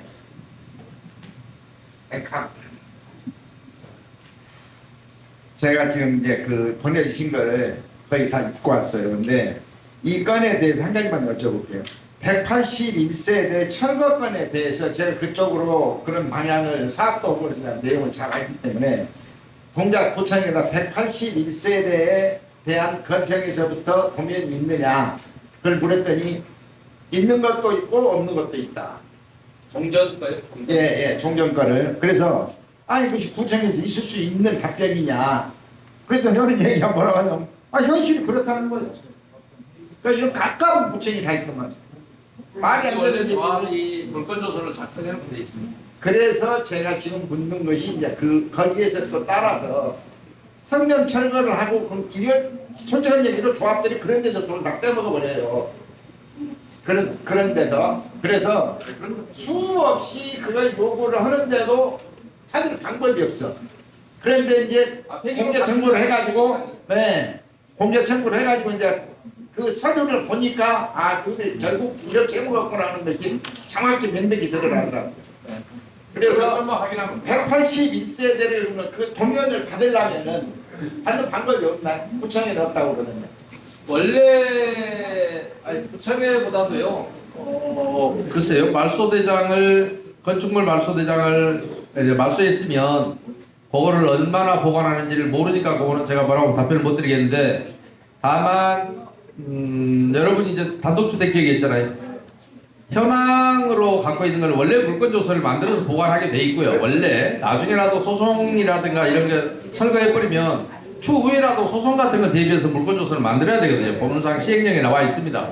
그런데 안 해놨다면 조합이 잘 못한 거고, 그 다음에 차선책으로 할 수 있는 방법이 있다면 여러분이 감정평가사들이 평가서에 보면 일일이 현황 사진을 다 찍어놓습니다. 그래서 제시외 건물도 표기하고 허가된 면적이 얼마, 그 다음에 제시외 건물이 있어서 무허가가 있으면 무허가 얼마, 이거 다 포함해 놓으니까 여러분이 감정평가서에 보시면 그나마 과거의 건축물의 형태라든가 알 수 있는 것들이 어느 정도 자료는 있습니다.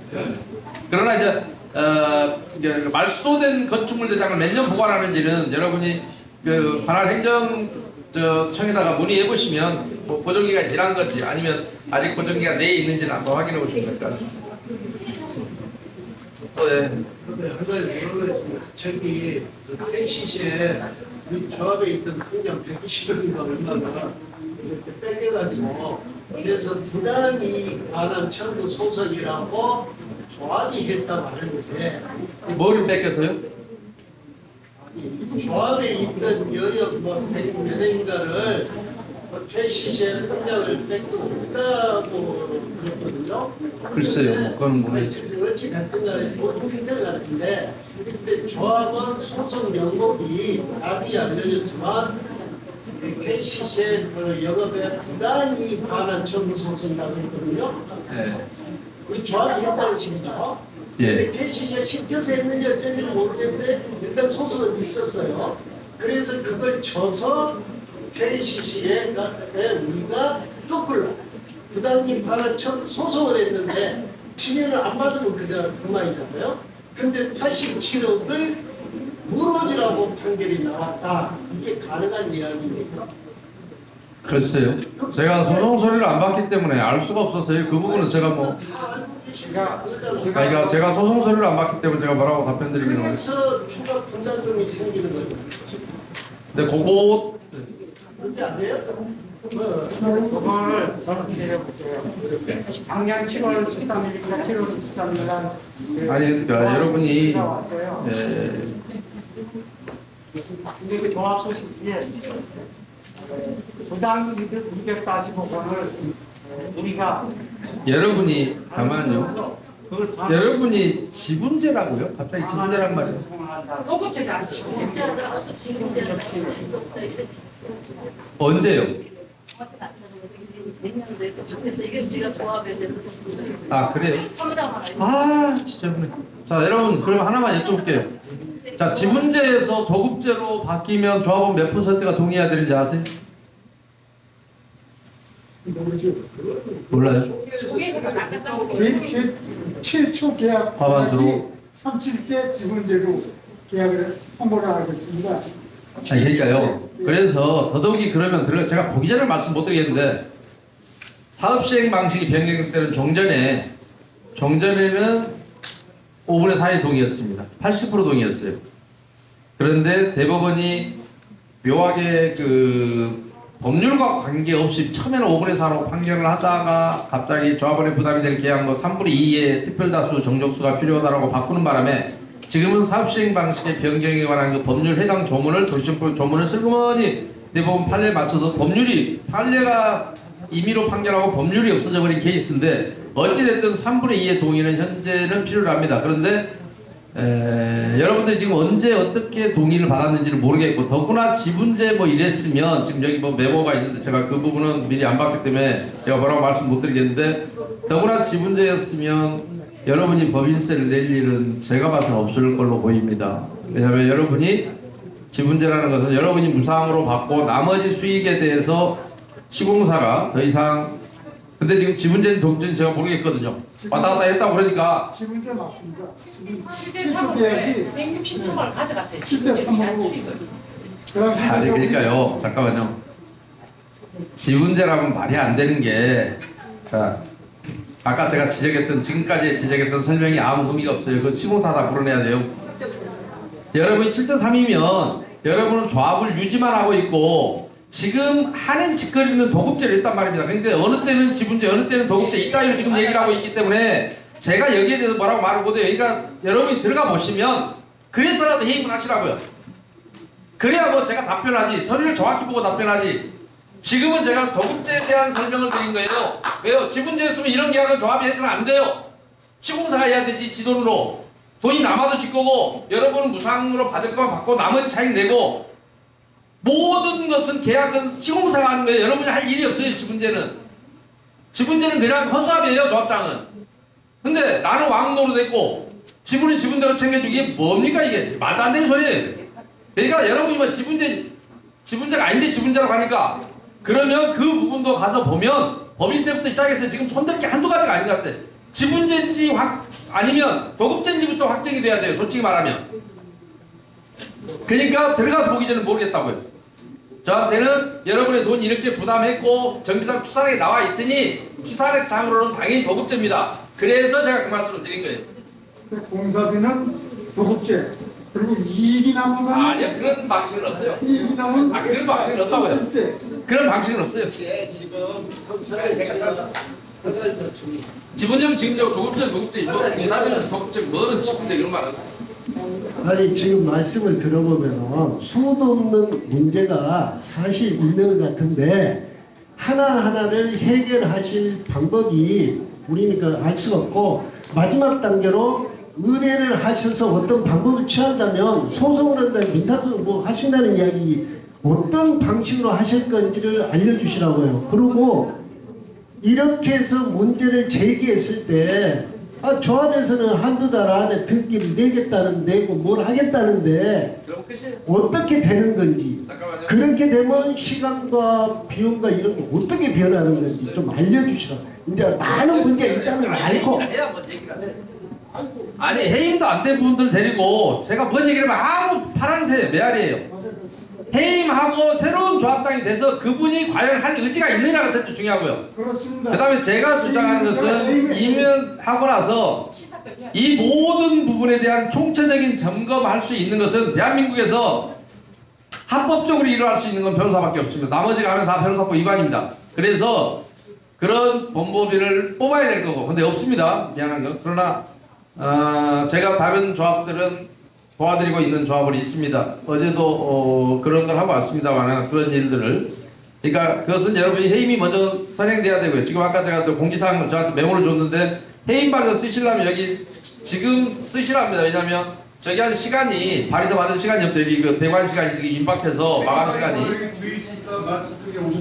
예 마감 시간이 임박해서 그렇다는 얘기 말씀드리고요. 지금 조합원님한테는 아직 해임이 안 됐기 때문에 제가 무슨 얘기를 해도 소용이 없을 것 같고요. 다만 자 이전 고시를 해버리면 종전의 관리처분에 영향을 미칠 수 있는 모든 사실을 그냥 묻혀버립니다.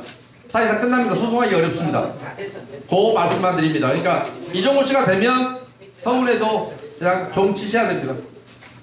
이미 돈 다 내버리고 나면 언제까지 네? 이전 고시는 언제까지 언제까지가 아니라 여러분 지금 저 사람은 관리처분만 변경되면 바로 해버려 시겠죠. 왜냐면 여러분이 시비 못 걸게 하려면 그러니까 좀 바빠요. 여러분한테 시간이 없어요. 저 사람한테 시간이 없고. 여러분 회의하는 사람은 빨리 이 시간이 지나가길 바랄 거고, 여러분은 지금 붙잡지 못하면 영원히 놓치는 거고 끝나는 거 그렇습니다.